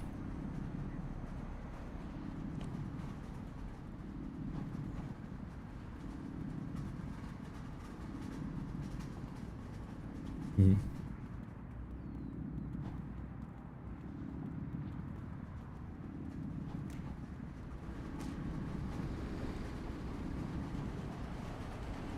Mm-hmm.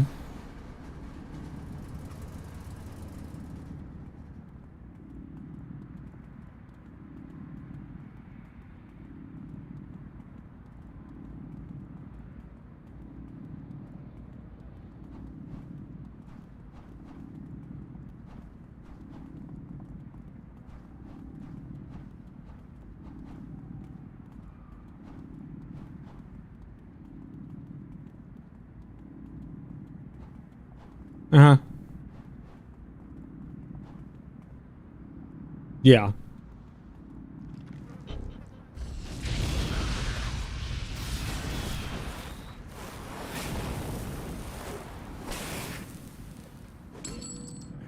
Mm.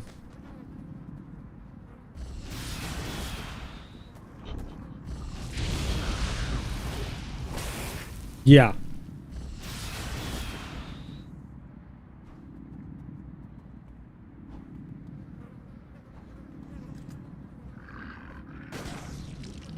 Mm-hmm.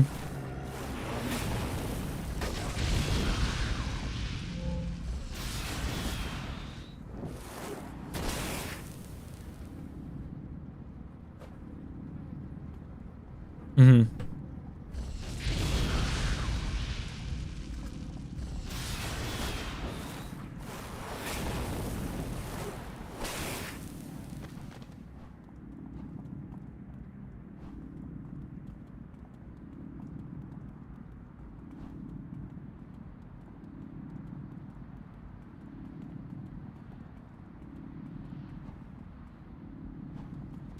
Mm-hmm.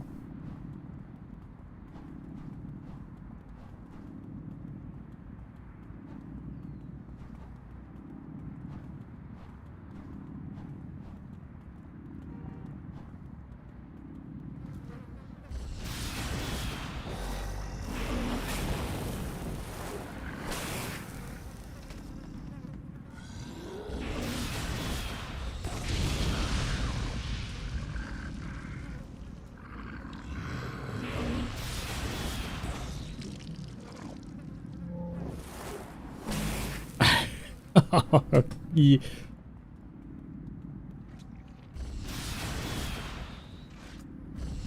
Mm-hmm.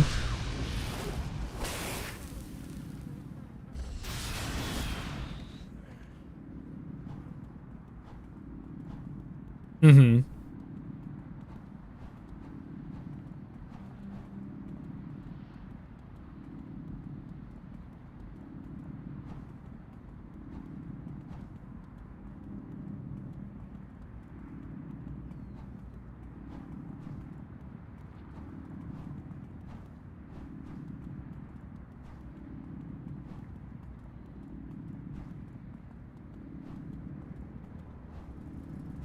Yeah.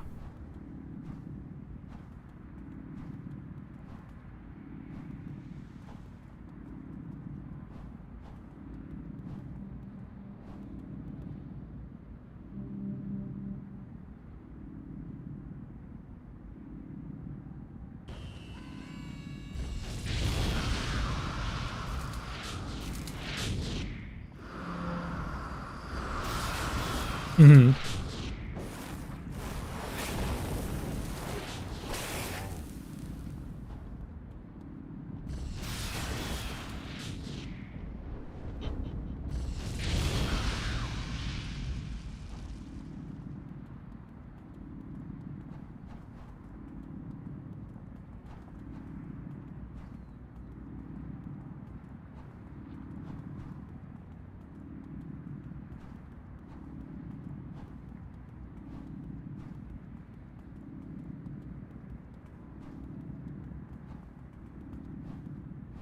Mm.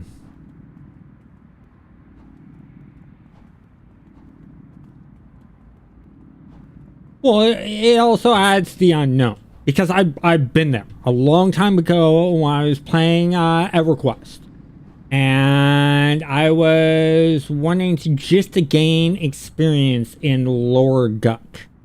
I grouped up with 3 people new to the game. There was a paladin, a wizard, and a cleric, and I was the Shadow Knight. And so I grouped up with them and I said, okay, I'll show you around in Lower Guck, but you need to follow my instructions.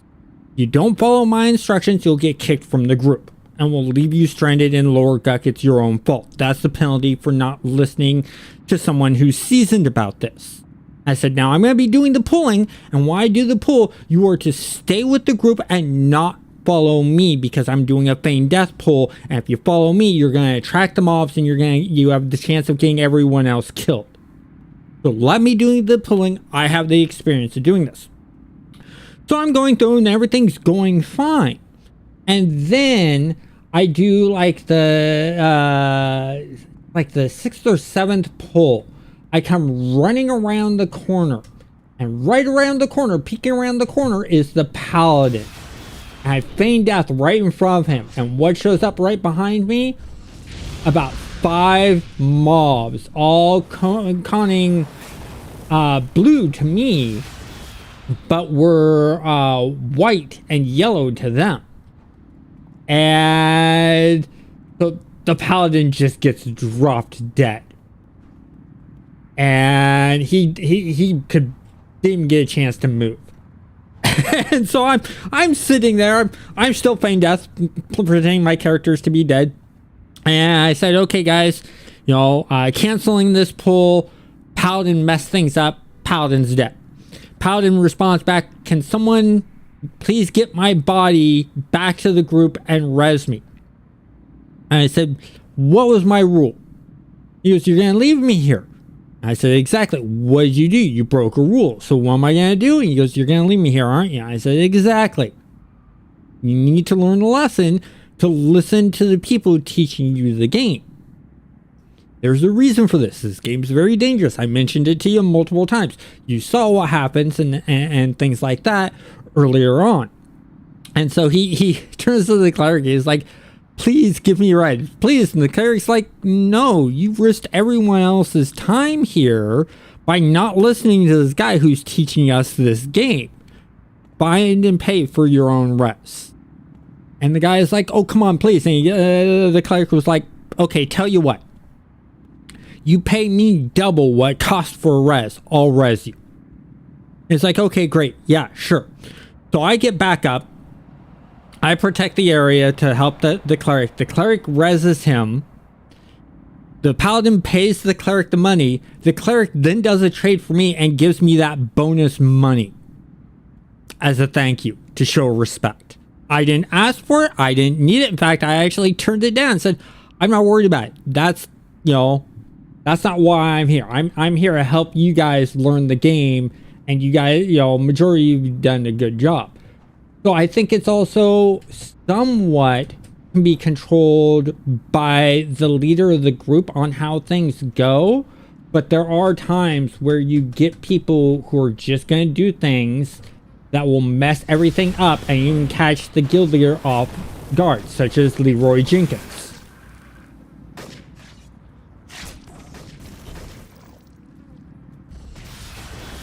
Mm-hmm.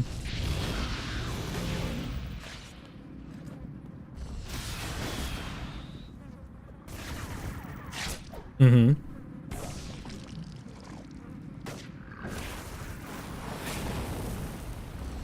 Yeah.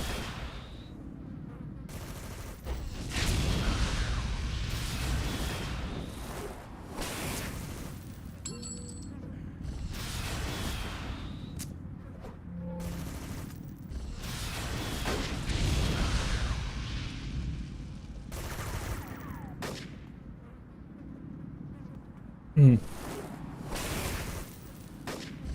True.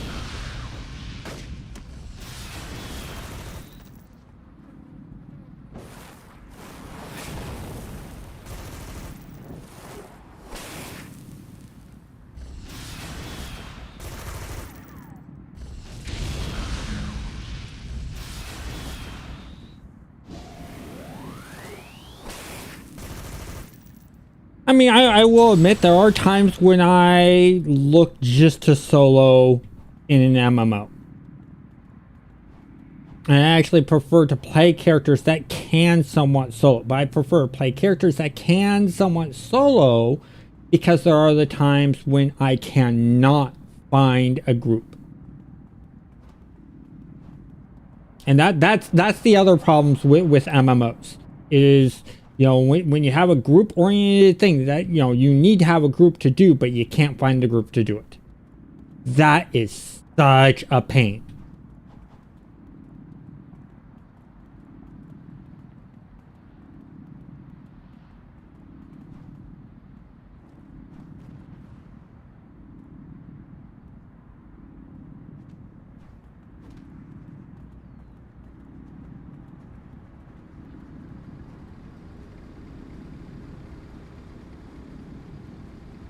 Mm.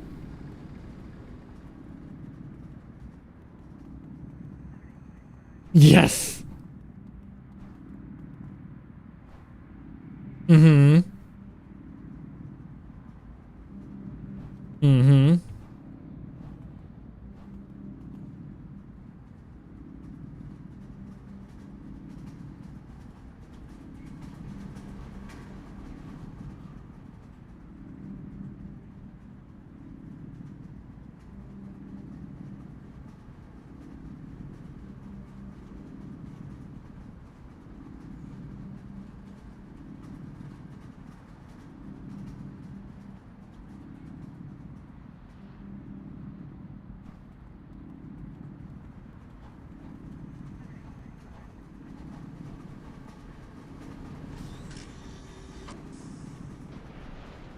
Yeah. Yeah, or the stalker being able to sneak around anywhere. Yep. Would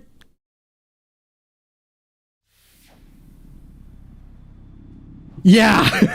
Well, it was funny because my favorite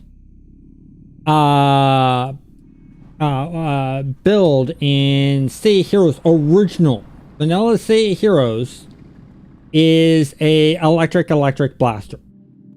That was my primary when City of Heroes launched. When City of Villains came out, I automatically made a switch to Masterminds.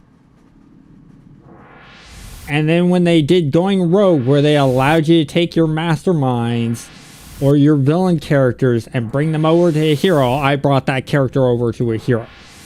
and Masterminds changed the game for me because of the amount of pets. Because that's the one thing I really like in MMOs is I like to play pet style classes. Like I said, in EverQuest, I played a Shadow Knight. In World of Warcraft, when I did play it, I played a Hunter. In Star Wars Galaxies, I did animal taming, so I could have a creature with me as a pet to do some attacks. City of Heroes, they when it originally released, didn't have a real pet class that I really liked. I tried doing the control, and I was just like, oh god, this is so slow in leveling. Because there were no actual attack powers, and you were doing slow dripping dots for the snares and the holds. It was just, oh my god. So I focused on blasters. But then, when I did Anarchy Online, I did an engineer. Why? Because you got a robot pet. So I can't think of any MMO where I didn't play a character that wasn't heavily focused on pets. So when Masterminds came out and I saw the 6 pets, I freaked. I'm like, I got my own group. And for someone like you who's more about the smaller groups or just soloing, Masterminds had to be that god blast for you, because then you had that group without the communications, but you could give the commands. Mm-hmm. Oh yeah.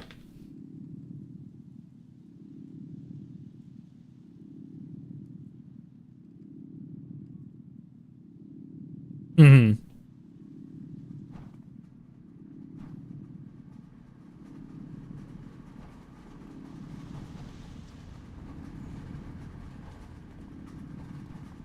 Yeah.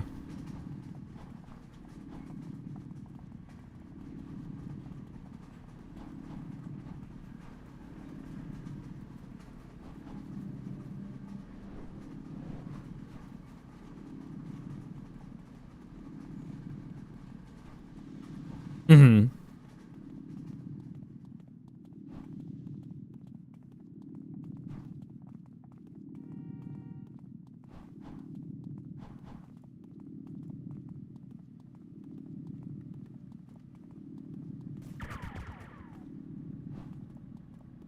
Mm-hmm.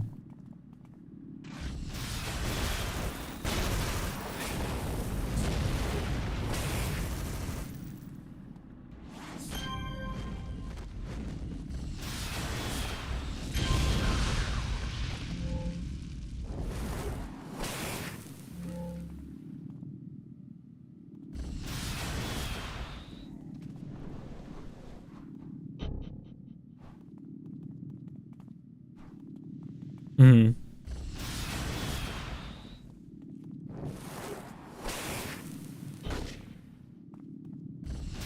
Yeah.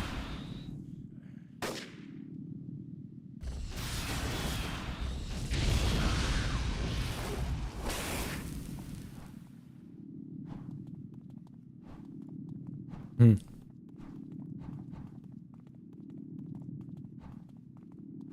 Yeah. Mm. Yeah.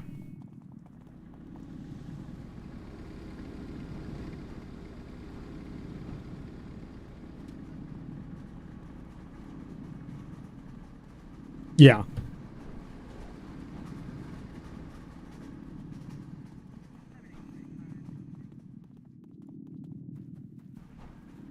Yeah.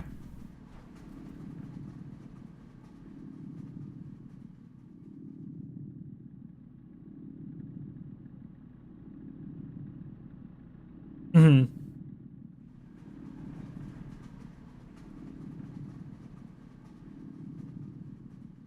Yeah, well, it won't, but there's times where, especially as a streamer, it makes it very easy doing that thing, because I've actually done that. False Hurricane, one of the viewers, he joined in in the group play. In fact, he's one of the reasons I created the Sunday group play is because of him and a few others. And he joined in, and he has this storm summoning something built that's just insane. And we were like pumping things up to, you know, everything's red and purple to us, and, you know, +3 mob size. And I'm still sitting there just sort of watching as he's like decimating things, but I'm getting to hang out and communicate with chat and just chat with him. And he's like, oh no, everything's fine. And I'm not having to do much. Every so often he would die and I would die, and we would just sort of laugh at it. But we set, like he said, we'd set that expectation. You know, when I finished that character and got to 60, I jumped to another server. And I said, okay, this server, I want us to go with the theme. Here's the theme. And everyone followed the theme, including him. And we were on all level footing because we were all playing masterminds that were double pets. So instead of having 6 pets, you had 12 pets.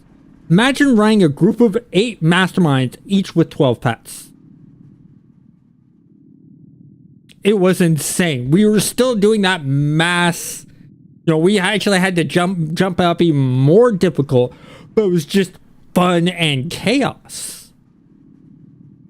But that's what I like doing with my live streams. Yeah.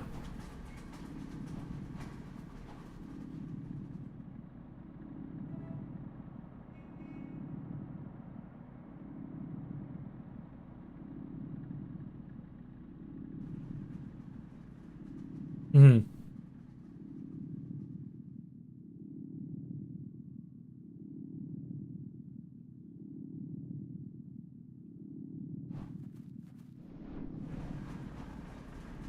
Yeah.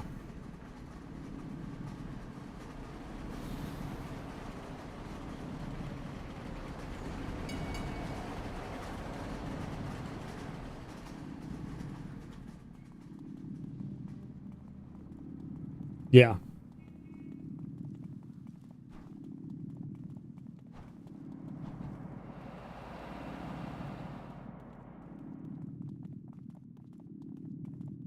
Mm-hmm. Yeah.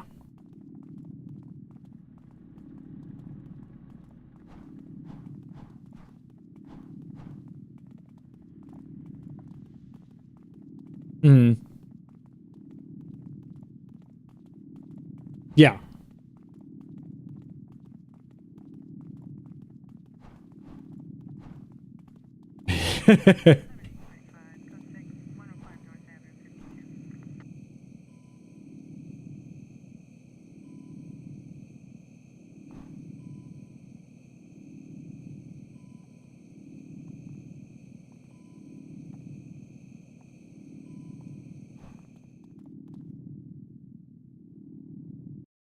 Mm-hmm.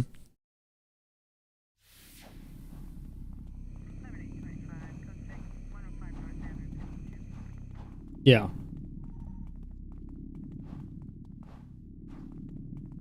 Mhm. Yeah, it's a personal thing. Well, and that's the thing when you bring up that's a personal thing. In EverQuest, I spent a lot of the time being in my low levels, spending my time soloing, but hanging out with a high level guild that I was in, doing crazy things. I would go to zones. I would go to the Siren Islands where there are Cyclopses that you would hunt at level 10. And these things are like level 30s and 40s, and people hunted them for the platinum. But I had fun. I was doing no damage. I couldn't even hit them if I wanted to. But I was having fun chatting with the group and goofing around with the group and watching them do things. But I also had purpose. Because I did this on a mage.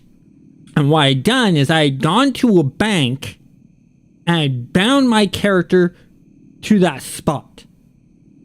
And then they would hand me all of the money because the plat worth of the money that they would get off of these Cyclopses were in copper. And EverQuest, everything weighs something, even money. So a plat worth of copper almost makes you encumbered, especially when you're like a very low strength character, like a mage, a wizard, a necromancer, things like that. And so they would hand me like 20 plat worth of copper. You can't move at all. I couldn't even take a step. So I'd hit my gate ability, which would immediately teleport me to that buy spot right in front of the banker to where I didn't need to move. I could just interact with the banker, convert that copper into plat. Then I would make the slow, arduous 15-minute to half an hour travel by foot and boat back to, and swimming, because you had to jump off the boat in the middle of the ocean and swim to these islands. The boat didn't drop you off at the islands. And I'd make that trek back to the group and then hand them the money. And what they would do is they would divvy up the money between them, but then they would hand me, for every run I did, they handed me 1 plat. By the time the character got into their 20s, that character had 100 plat on him. By the time a normal person in EverQuest got into their 20s, they were lucky if they were to have 50 gold on them.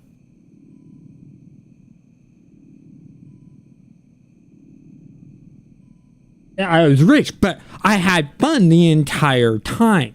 MMOs, for me, a majority of my memories is not gameplay mechanics, it's community-driven actions.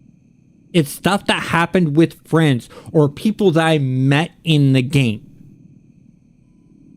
Stories that have nothing to do with beating this mob or that mob.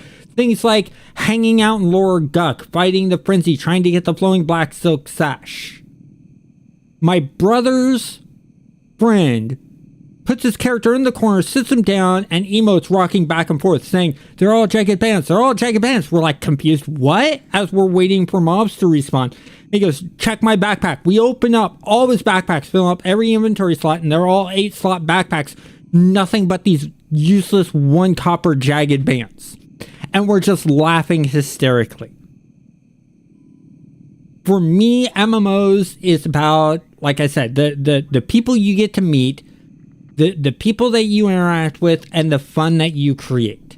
And you can create the fun without having to go and fight the mobs or do the high raids or things like that.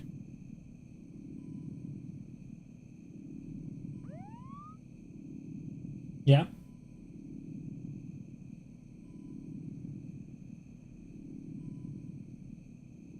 Yeah.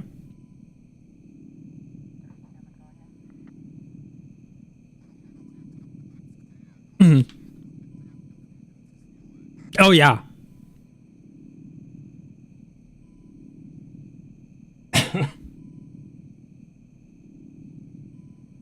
Mhm.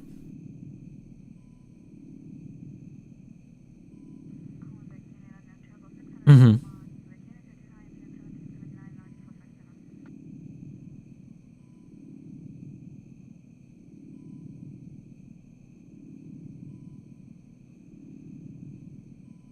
Mhm.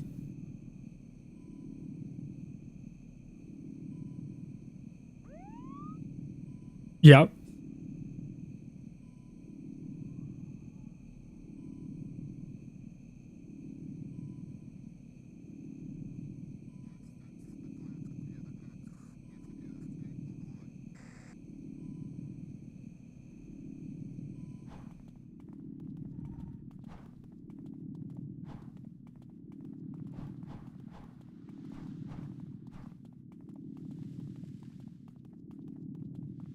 Mhm.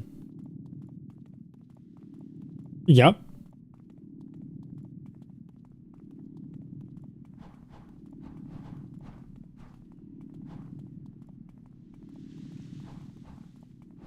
Yeah.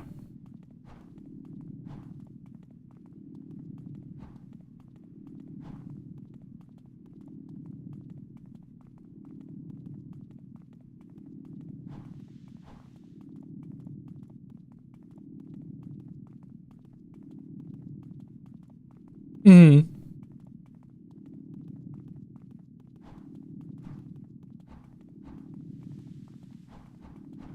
Yeah.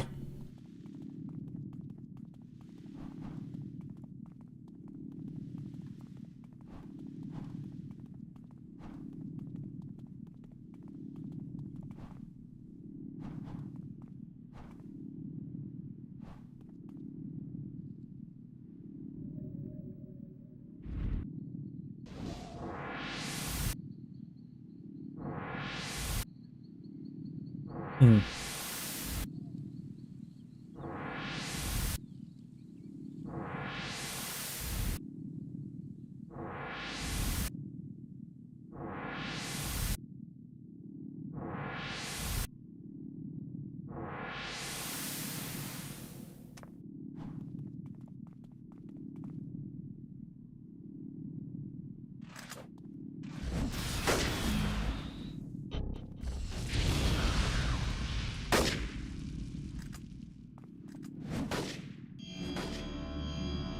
Mm.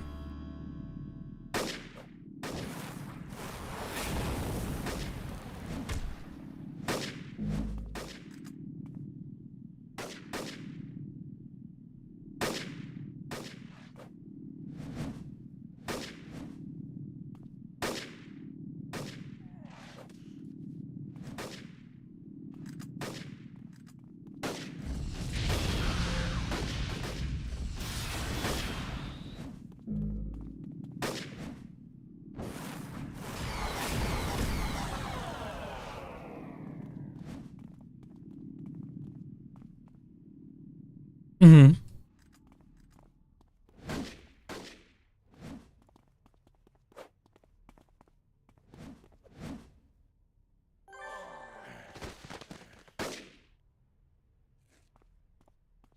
Mm.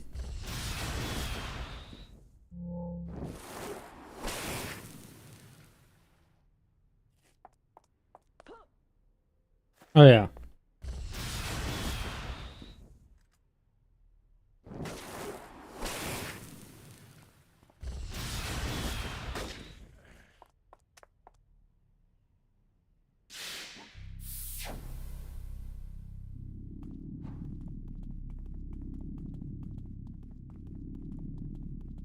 Oh yeah.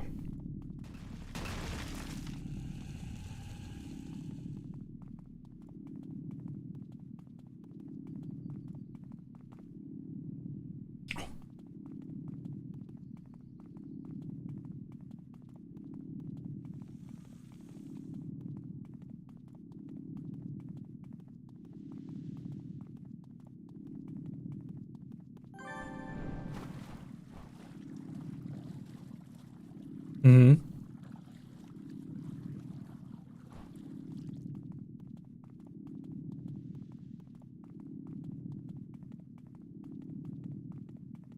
Oh yeah. Well, Elder Scrolls has always been that way. In fact, over time, it's actually lessened in the amount of how much you can do. Because Elder Arena and Daggerfall, you could create your own custom spells. You can't do that anymore. I need to make a quick little side note here. I want to thank Axel for reminding me about the badge by the fountain. I went back and I grabbed it as you saw. And how's it going? And also Tyler, that's the thing about MMOs. If you're wanting to have friends, you can make the friends in the game.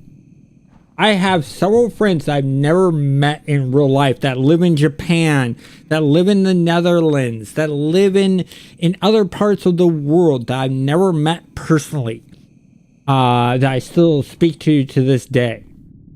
So, that's fun. But going back to your point, JC, it can be, really, the way I view gaming is whatever interests you is what you should do. The only thing I'm not a big fan of is those toxic players who are all about griefing people in PvP and stuff like that and making the game unbearable for others.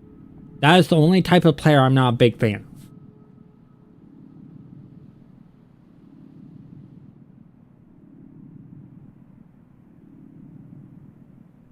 Hmm.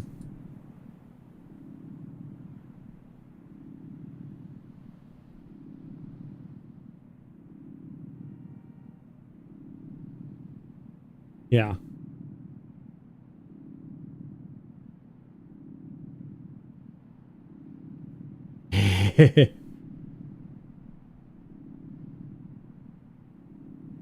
Oh yeah. I did not get a chance to play Ultima Online. My brother did play Ultima Online. Now, I have a huge respect for Ultima Online. And I think Ralph Cosner did a great job with that. Yeah, everyone contributed to Richard Garriott. Richard Garriott was the main guy behind it, but the lead designer was Ralph Cosner. And there was a lot that he wanted to do with that game, just the technology wasn't there. And that's why I'm really excited about Stars Reach, is he's finally able to do the things that he wanted to do with Ultima Online that he couldn't do before. And that's really cool. And I agree with you. Forced PvP I don't like. I never jumped on the PvP only servers, except for every so often. I admit I have jumped on PvP servers, only PvP servers, in EverQuest. But the reason I did was they were faction-based PvP servers. So all the humans could PvP against any other race. A human could not attack a human, just like a ogre could not attack another ogre. But an ogre could go and attack a dark elf or a high elf or a gnome or a halfling, things like that. And the only thing I would ever do in that on that PvP server is I would always make a low-level dark elf enchanter, get to level 4, so I could get the human illusion. That I would run to do the risky run to go to Freeport, which was a human city, put on the human illusion, and start attacking people. And the first response I always get is, hey, you're cheating. You're manipulating the game. You're not supposed to be able to attack me. And I said, no, I'm fully able to attack you. I'm a dark elf human.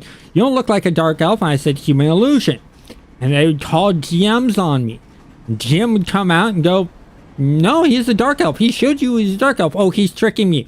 And the GM would have to sit there and go, no, I'm looking at our system now. His character is literally set as dark elf. He's using an illusion to attack you. What he's doing is okay. That is the furthest I'd go to griefing. And I only did it like once or twice and then I stopped. I would never go back and do it again. I think that's as close as I ever got to being a griefer myself. And I did that when I was like in my early 20s. So it's been over 20 years since I've done anything like that.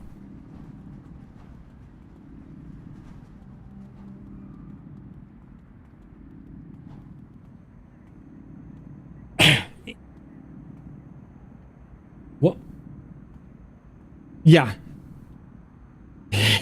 Well, like I said, everyone has their own playstyles. Like, I don't know all the types of games. I know you like MMOs. I know you like to play with small groups and solo. I know you like City of Heroes and you played World of Warcraft.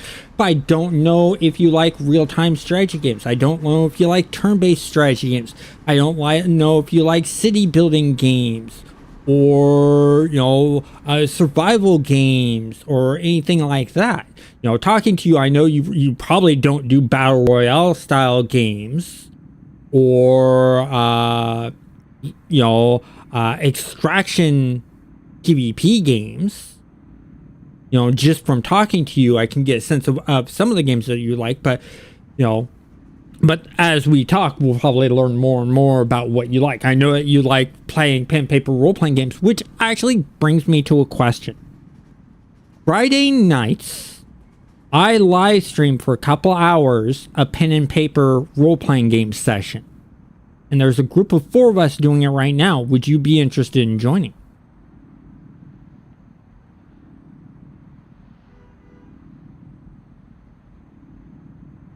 Okay. No, that's right. You got your streams on Friday nights.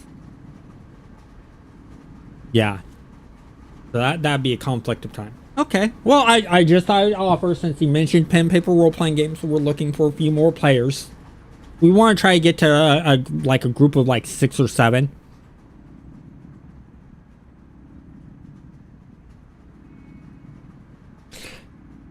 It's a manageable size, and the way we're doing it is one person isn't always the GM. We're rotating GMs. So one person creates a campaign, runs that campaign for the game, and then rotates to another person who's interested in being a GM. They choose the game, they create the campaign, we play through that, and it just sort of rotates around. That way everyone gets a chance to play, and everyone who wants to GM gets the chance to GM.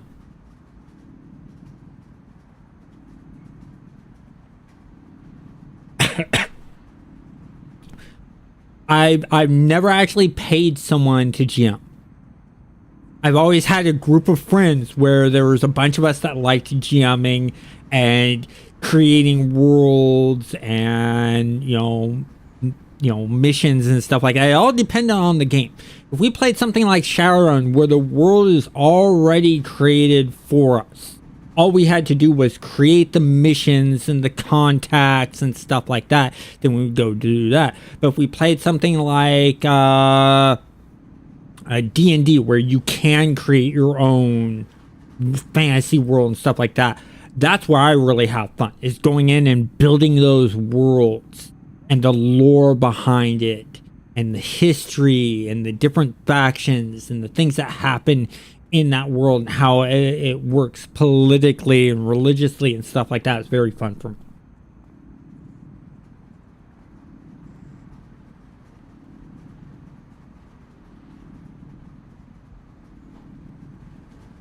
Yes. Now here's the question. When you GM, are you a theater of the mind's GM, or are you a visual display of showing maps and having tokens for the mobs and stuff like that GM?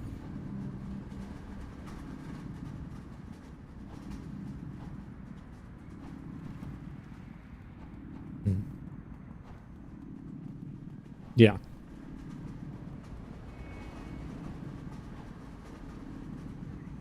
Hmm.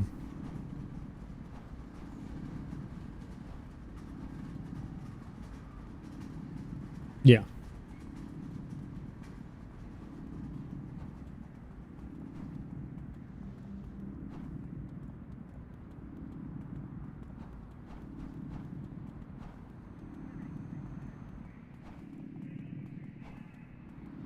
Hmm.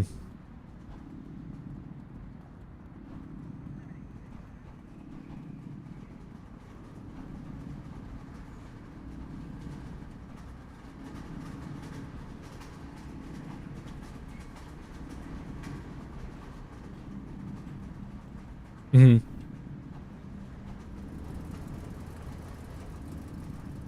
Yeah, so another question I have with the games, are you more in favor of crunchy games or more not so crunchy in gameplay mechanics, more loose?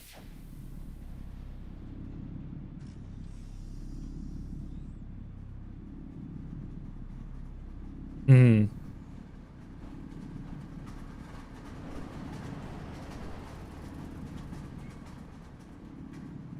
yeah.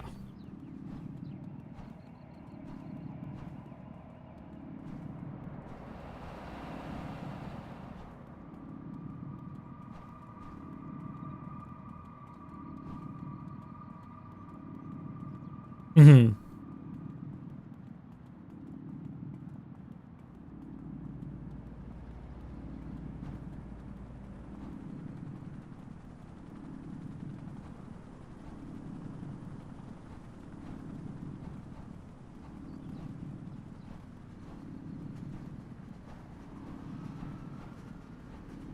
Hmm.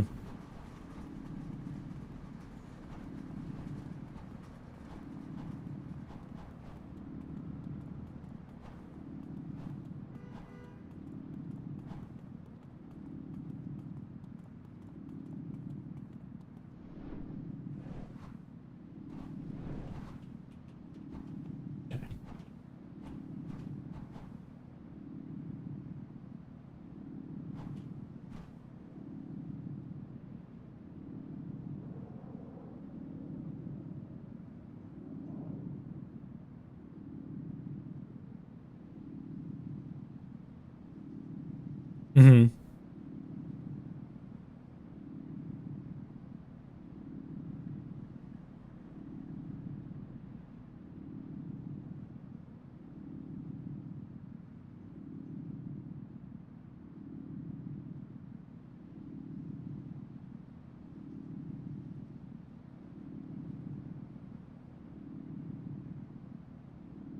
Mm-hmm.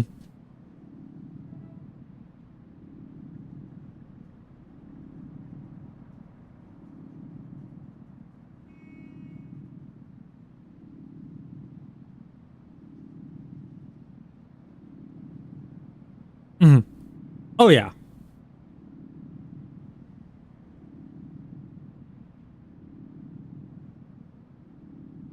Yeah.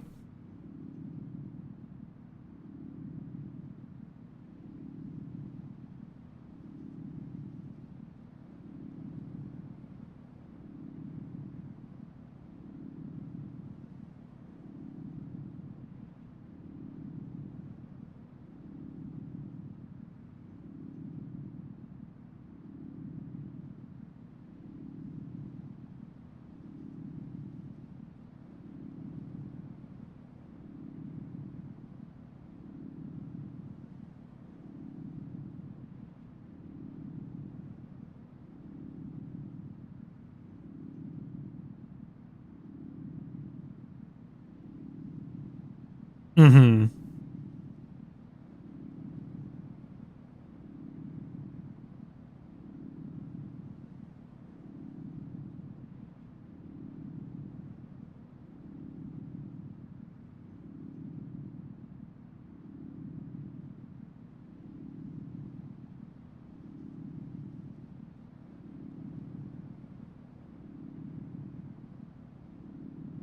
Mm-hmm.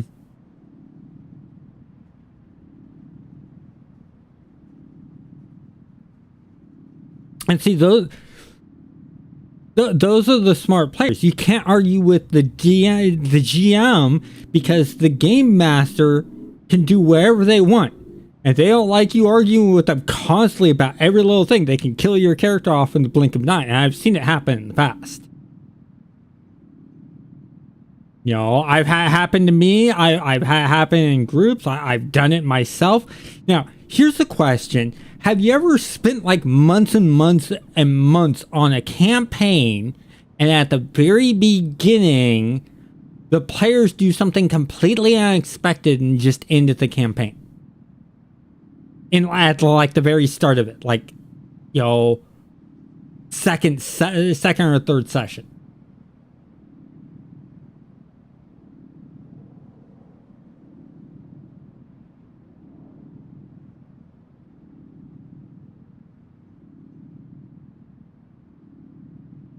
Mm-hmm.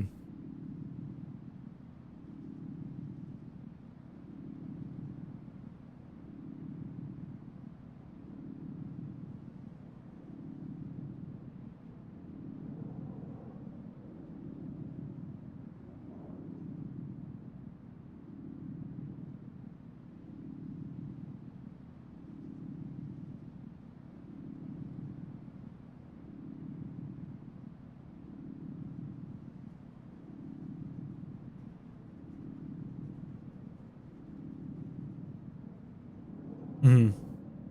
Well, I don't know. I think it's really up to the DM, and I'll give you an example of this. Yeah, yeah, it always is. But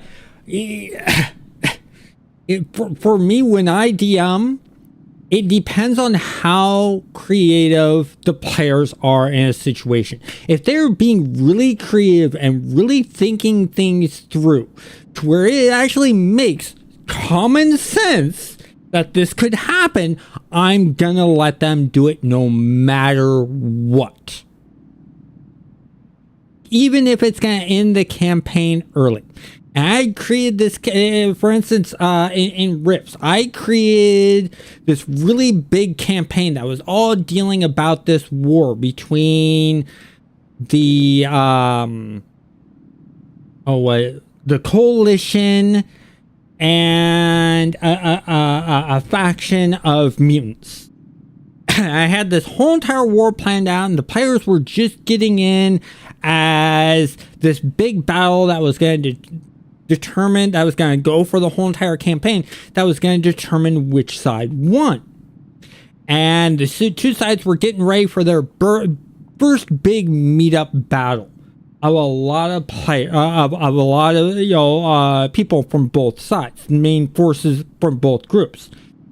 And the first thing one of the players does is they have this ability to create this little miniature sun. And they decided to throw it up there. And they rolled and they got a critical success. So it's extremely powerful.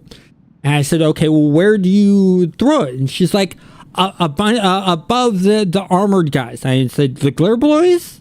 And she was, yes, above the Glare Boys, because those were the only armored, heavily armored troops. The rest were like tanks and regular foot soldiers and stuff like that. I said, are you sure?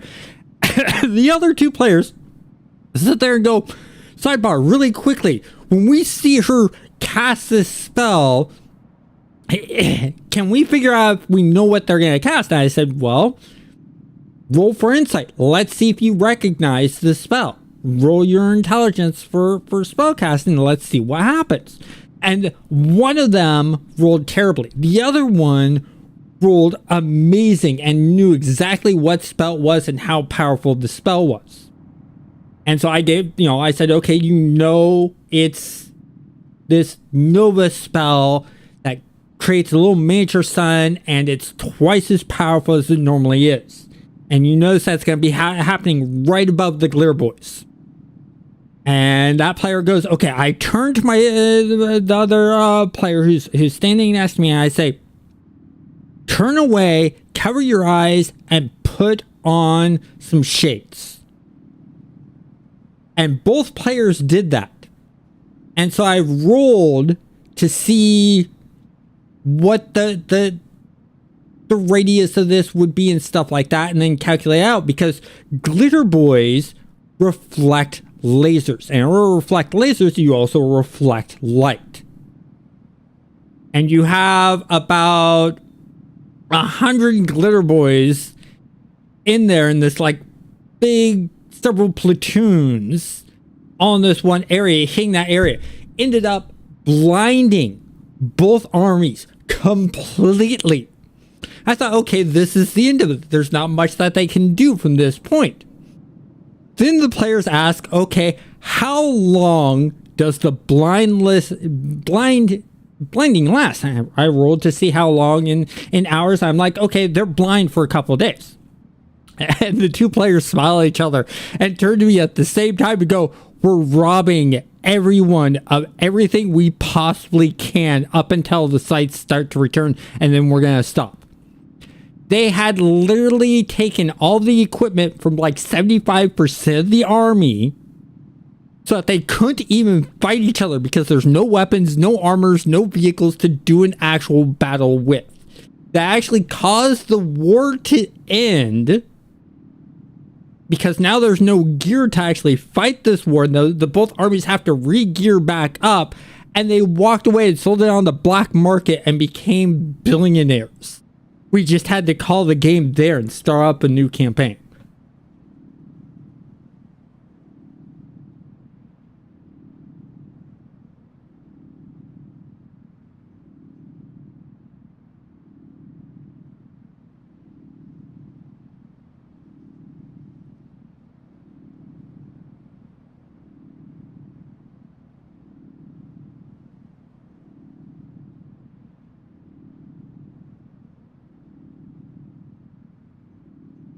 Mm-hmm.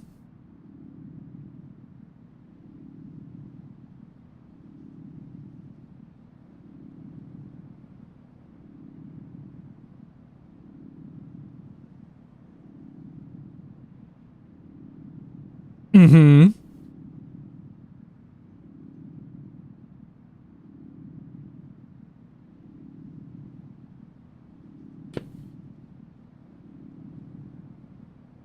Yeah. Mm-hmm. Yes.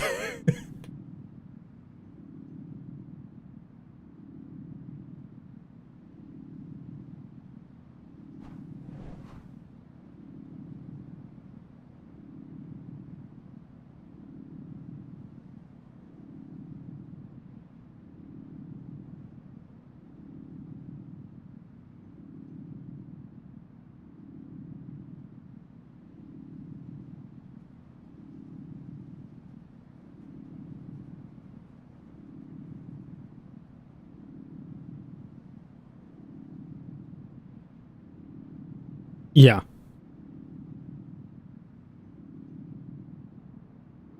Yeah, exactly. You make a good point. The only reason I let that go is there were a total of 3 players in the group. And it was 2 of the players doing against the, with the one player. And the one player was like, let this happen. The one player that thrown the orb and wasn't, next to the other ones, she said, let this happen. I'm interested in seeing where this goes. This is funny. This is fun. It's the only reason I let it slide. Just like I had one of my friends when we were playing another Rifts game. They had chose to play a thief. And normally you roll to see what your flaws are. He came to me and he goes, can I choose my flaw instead of rolling for it? I said, you have to have a really good reason to choose your flaw instead of rolling for it. I originally wanted everyone to roll for it. You have to give me an exactly good reason. He goes, I want to play a thief character and want them to be a kleptomaniac. And that's one of the flaws. I want to choose that. I said, done. And he goes, but I want it to be a major. He's a major kleptomaniac where he almost wants to steal everything he sees. I said, done. This is going to make for a great story. Especially with the campaign I've written up, because the first person they run across is Ares, the god of war. But Ares likes to have bejeweled weapons. So the whole entire time, Ares is sitting there telling the group what the mission is. He's throwing the thief across the room. He's punching and kicking the thief away from him because the thief keeps on trying to steal different weapons off of Ares. The whole entire group, especially the person playing the thief, is just rolling and laughing and having an amazing time because this one player came up and wanted to put a defect on their character that made their character more interesting. And it's players that like that pick flaws that make their character interesting and unique and fun to play that I really like. Because then it makes it fun as a GM and entertaining as a GM. And sometimes you go in and have you ever had someone make a character to where it makes you want to go in and tweak the campaign you made just a little bit to make it a bit more interesting for that player?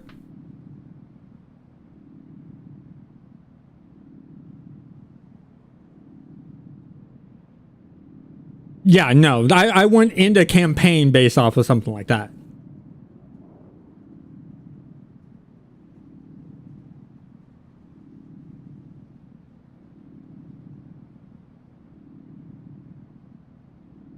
Mm.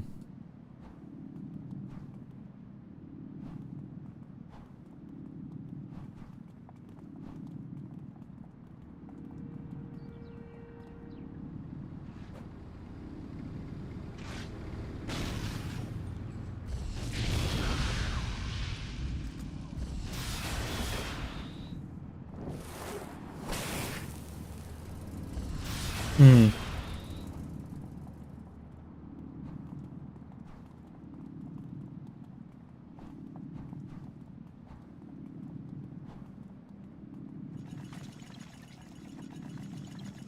Mm.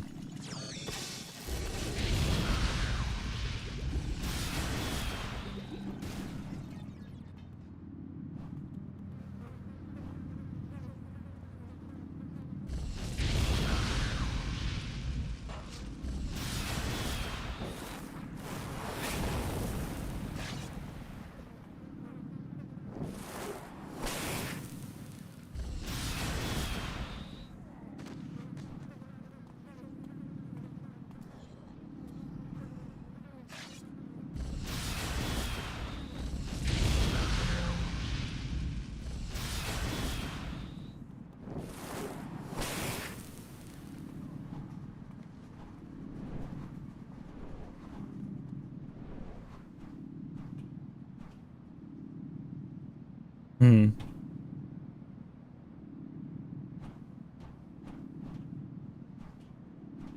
Yeah.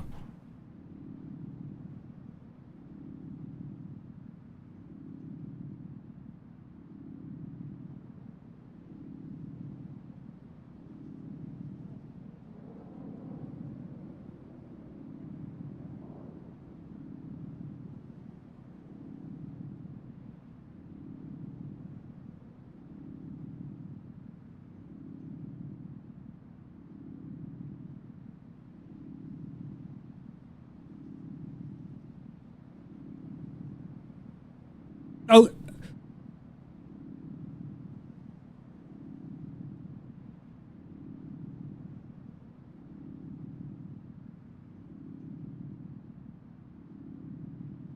okay. Yeah, so with you mentioning about salesmen knowing what you want, that's not always 100% true, even with the really good salesmen. So, yeah, sometimes they do. Yes. Yes.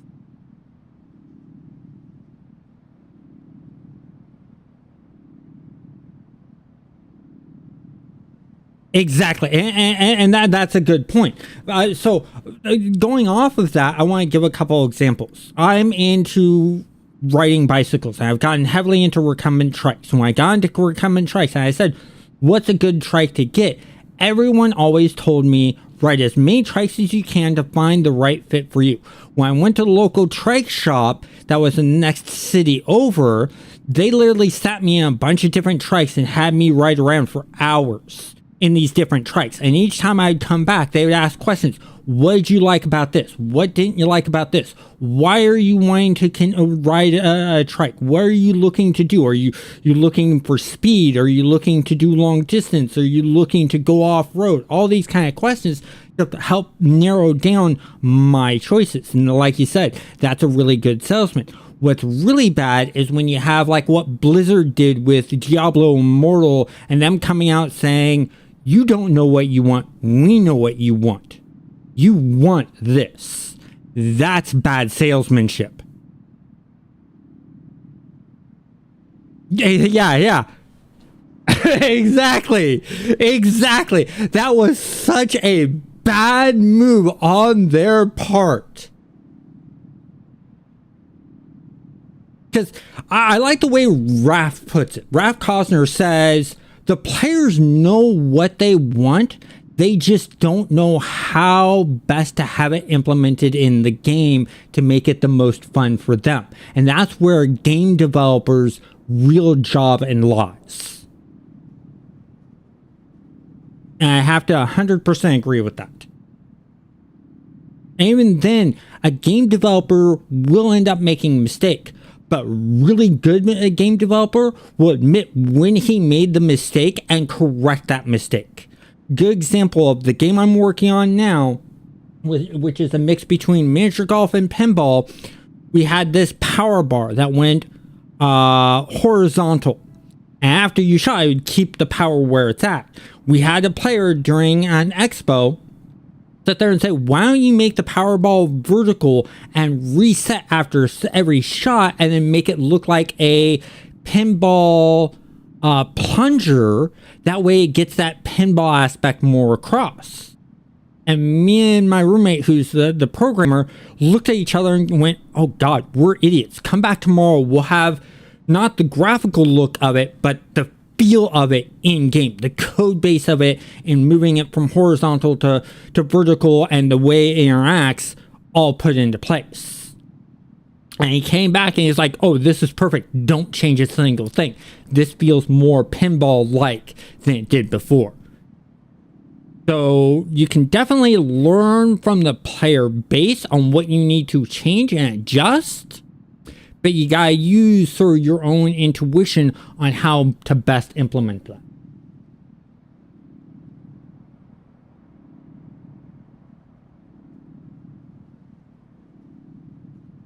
Anyways, I've actually gone 45 minutes over. My back's starting to ache and I'm getting hungry. I need to get something to eat. I'm going to go ahead and end the stream. I want to thank you all for joining me. JC, thank you for jumping in and chatting with us for a while. Everyone, have a good night.